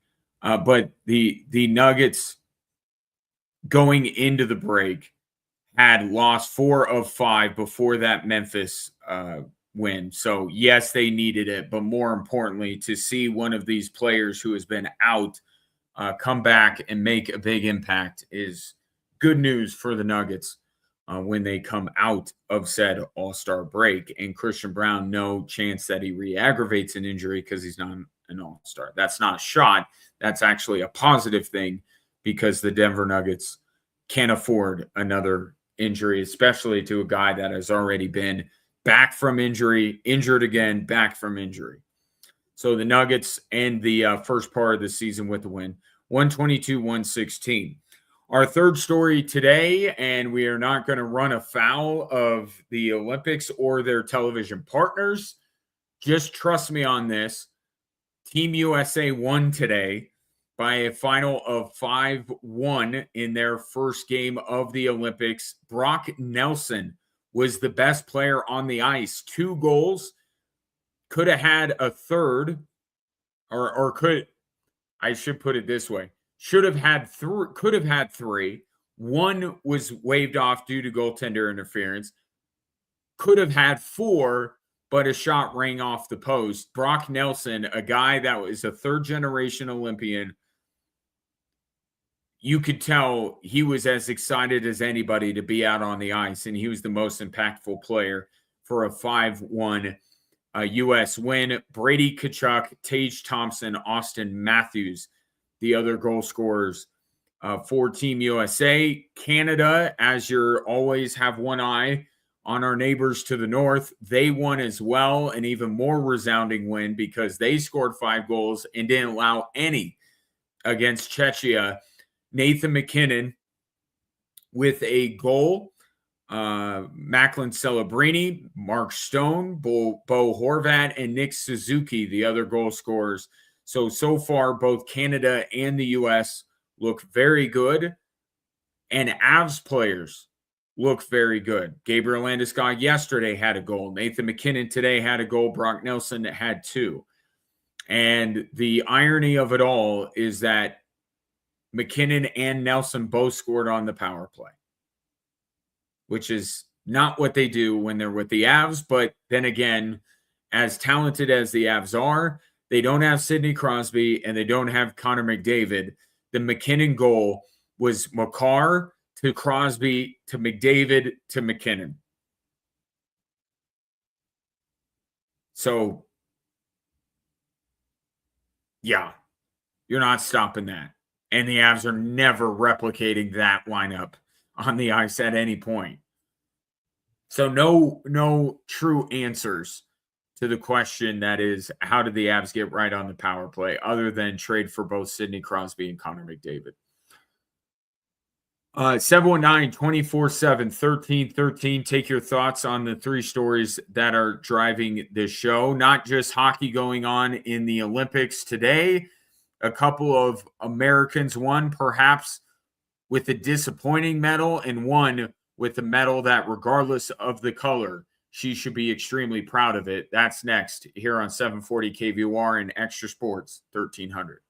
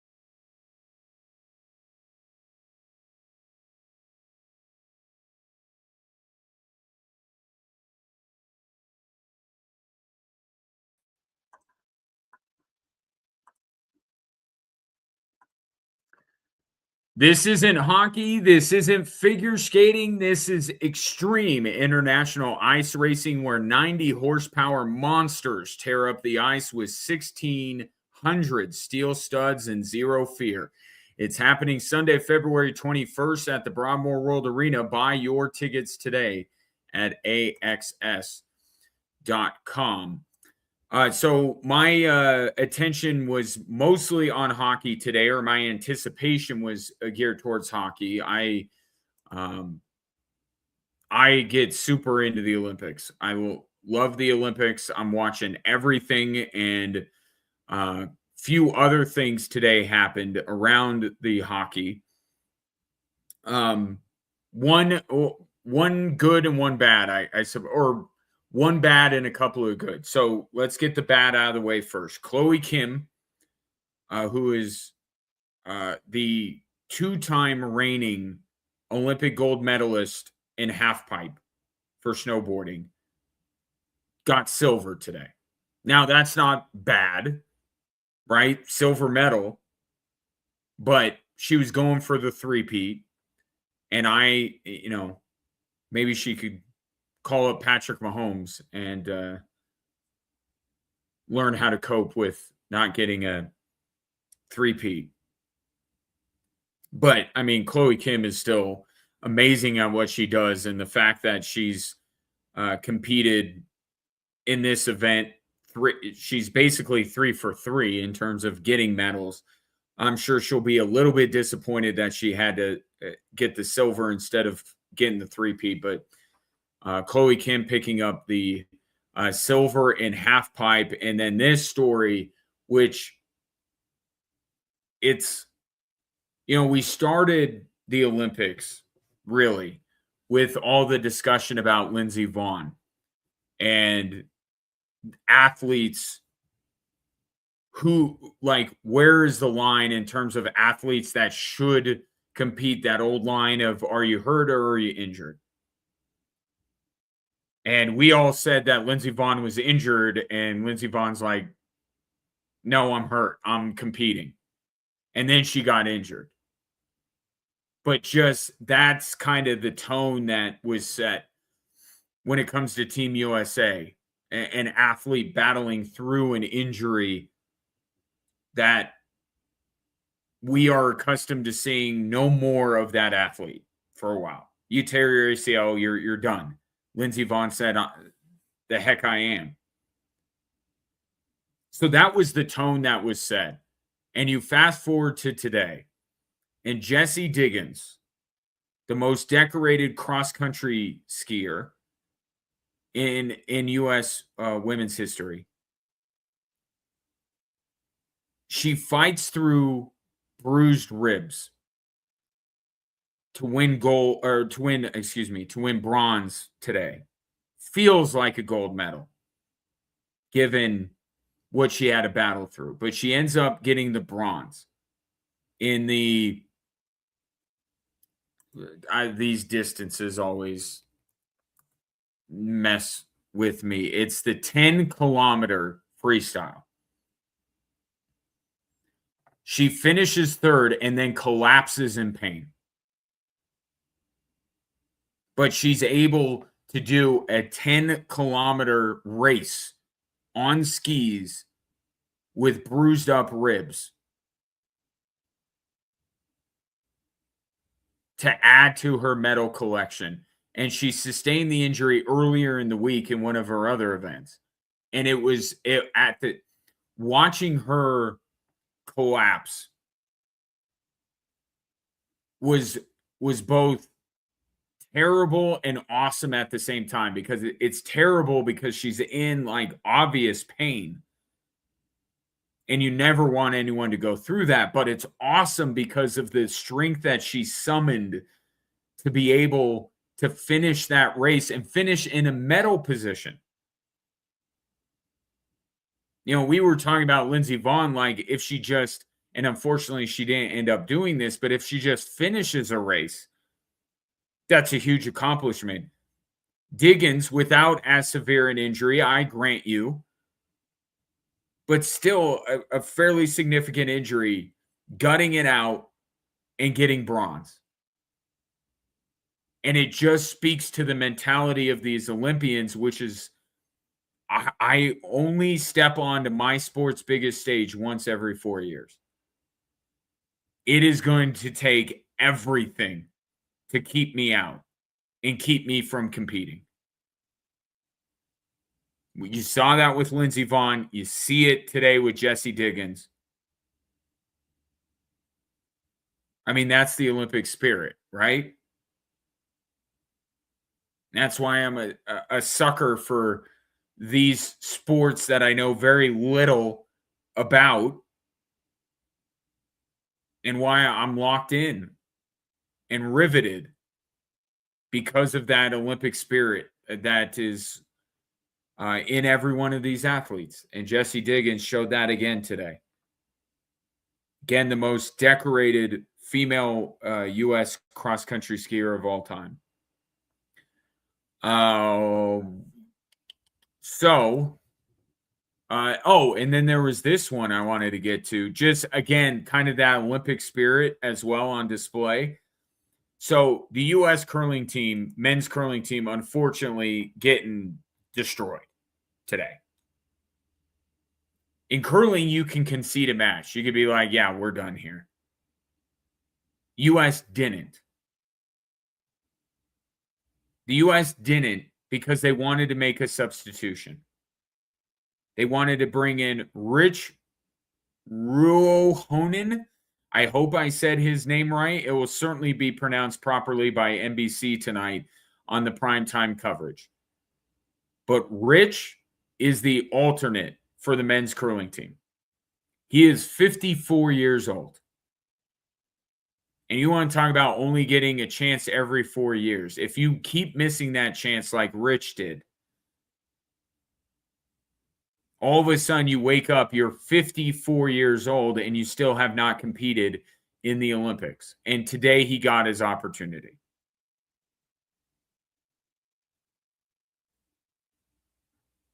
Became the oldest American to compete in the Winter Olympics medal event. I mean, just remarkable. And shows you all this sounds incredibly corny, but there are some times in life where corny is perfectly acceptable and something worth actually celebrating. And the fact that in a blowout loss by the U.S. curling team, that this guy at 54 years old gets to realize his Olympic dream and actually compete, that's good corny.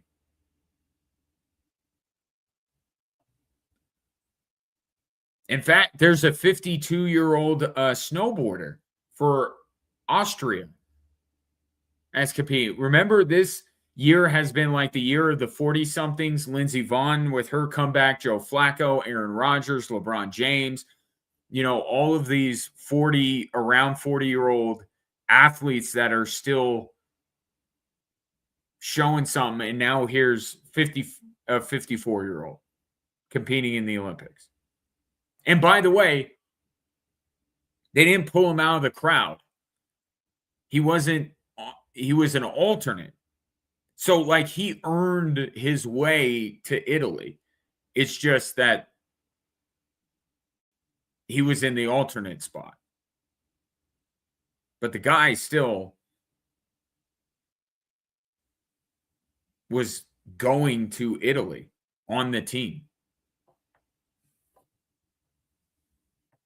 So, stories like that are obviously why we love the Olympics. So all of that hockey, Chloe Kim, Jessie Diggins, all of this will, I'm sure, be chronicled tonight on NBC's coverage. I have not gotten to see it yet because I'm watching all of these events live.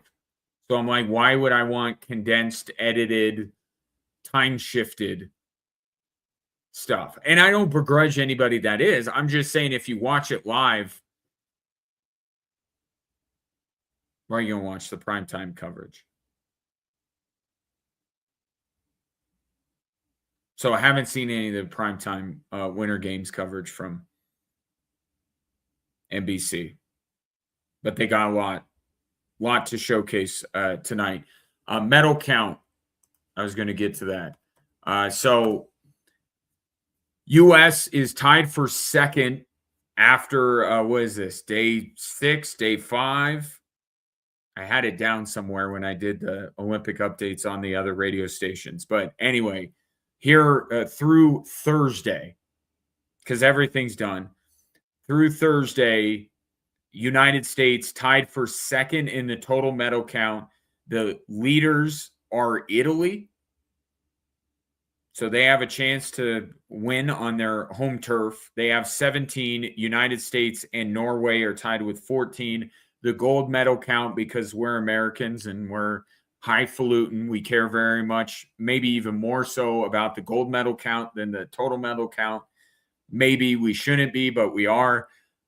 U.S. currently tied for third with Germany and Sweden with 4 gold medals. Italy is 2 up on them. Norway has 7. So still a lot of Olympics left. I think they're just getting going with snowboarding. Men's hockey is just getting underway. Women's hockey is now into the quarterfinals.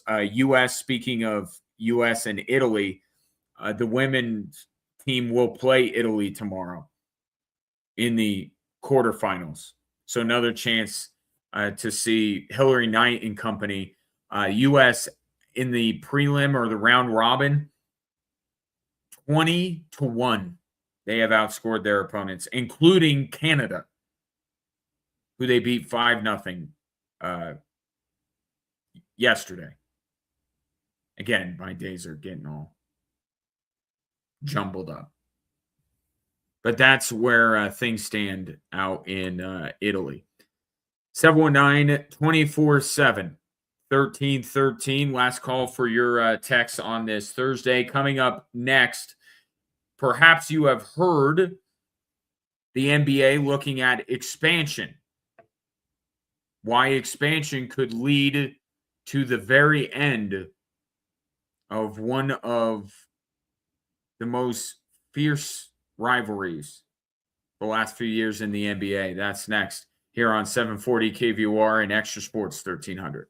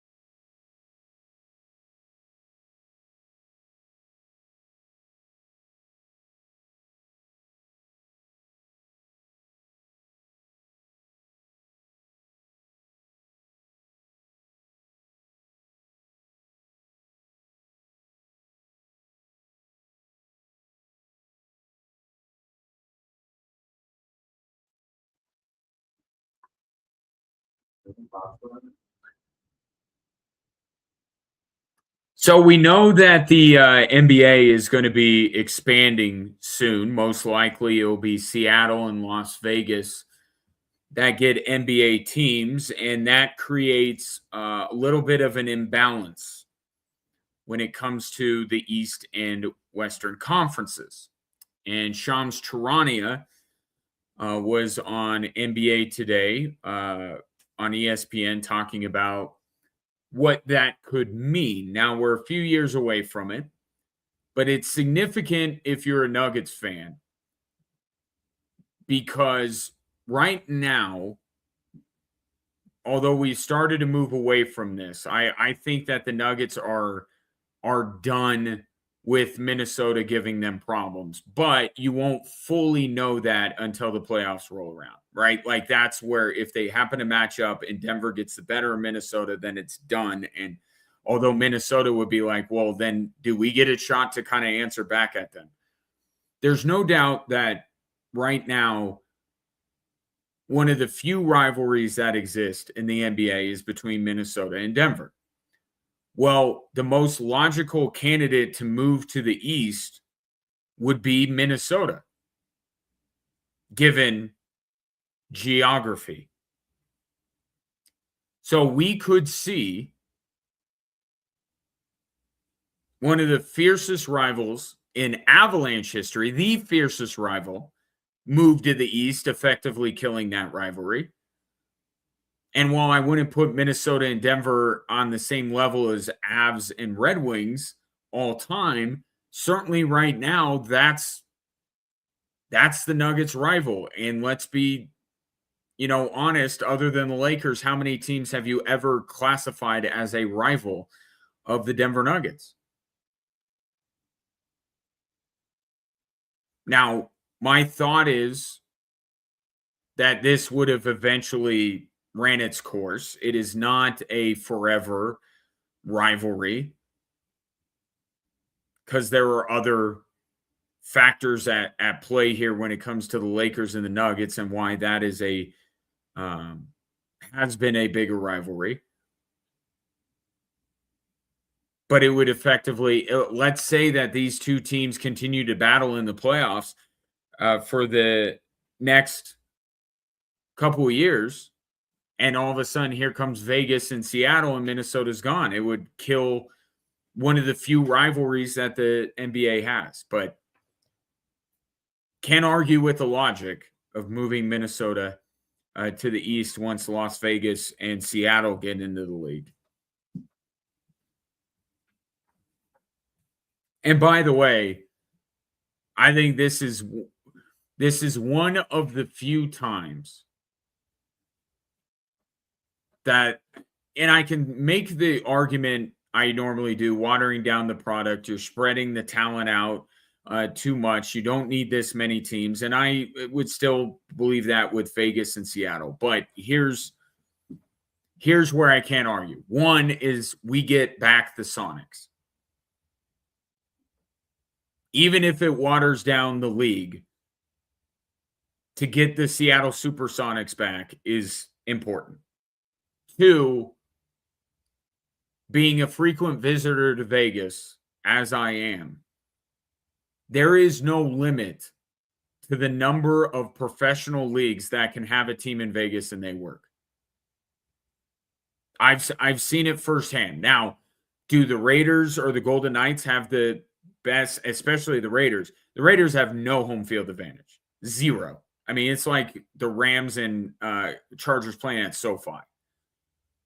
But in terms of it working as a business model, people showing up to the games, generating revenue, all that kind of stuff, Vegas works. And it worked for the Golden Knights in a huge way. It's worked for the Raiders. It'll work for the A's, and it will work for the NBA team. They're just because you're just going to get fans that will make that their road trip. I see it every time, and I'm getting ready to go back to Vegas here in a couple weeks. I'm looking at the Golden Knights schedule here because I'm wondering, what teams fans I'm going to see while I'm out there. Let's see, March I will see Wild fans and I will see Oilers fans. And those are two markets that will travel, both because they are hockey crazy cities, but also because it is an excuse to get out of the normally abysmal weather that those two uh, cities have. So I'm not like I'm okay with Vegas and Seattle, as okay as I get with expansion, but it will most likely lead to Minnesota moving over to the east. So enjoy Anthony Edwards 5 times a year while you can.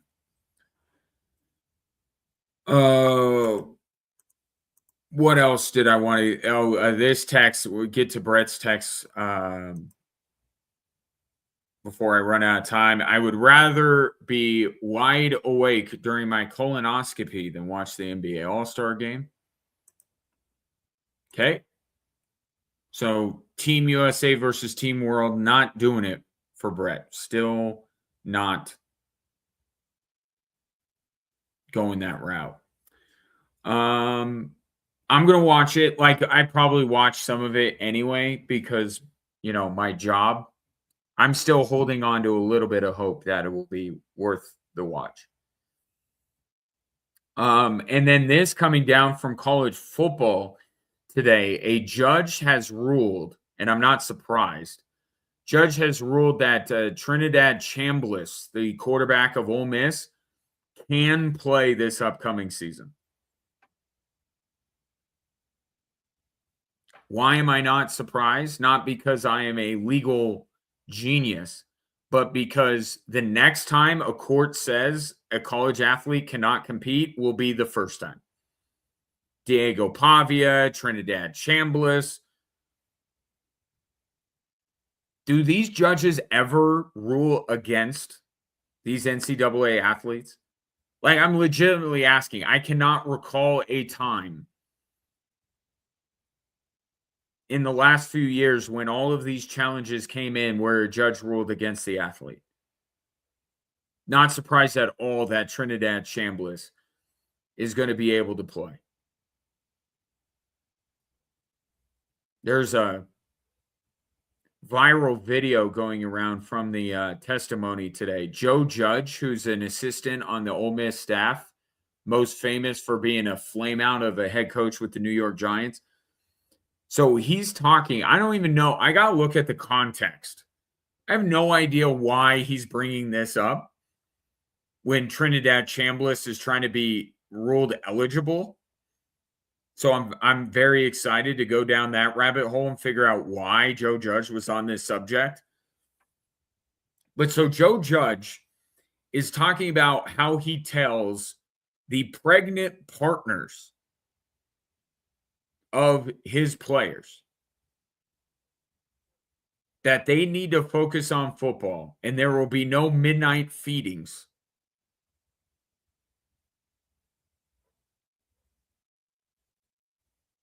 For a guy that had that mindset, apparently, you really think he would have done better as a head coach, wouldn't you?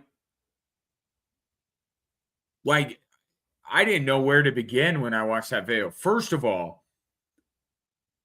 I don't know that anyone needs to do this study, but the number of pregnant partners has had to have gone up in college football.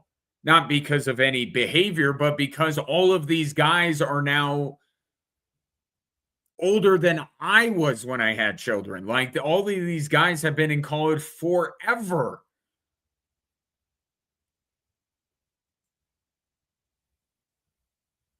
But also the fact that that has to be a conversation and also that that's the conversation you have.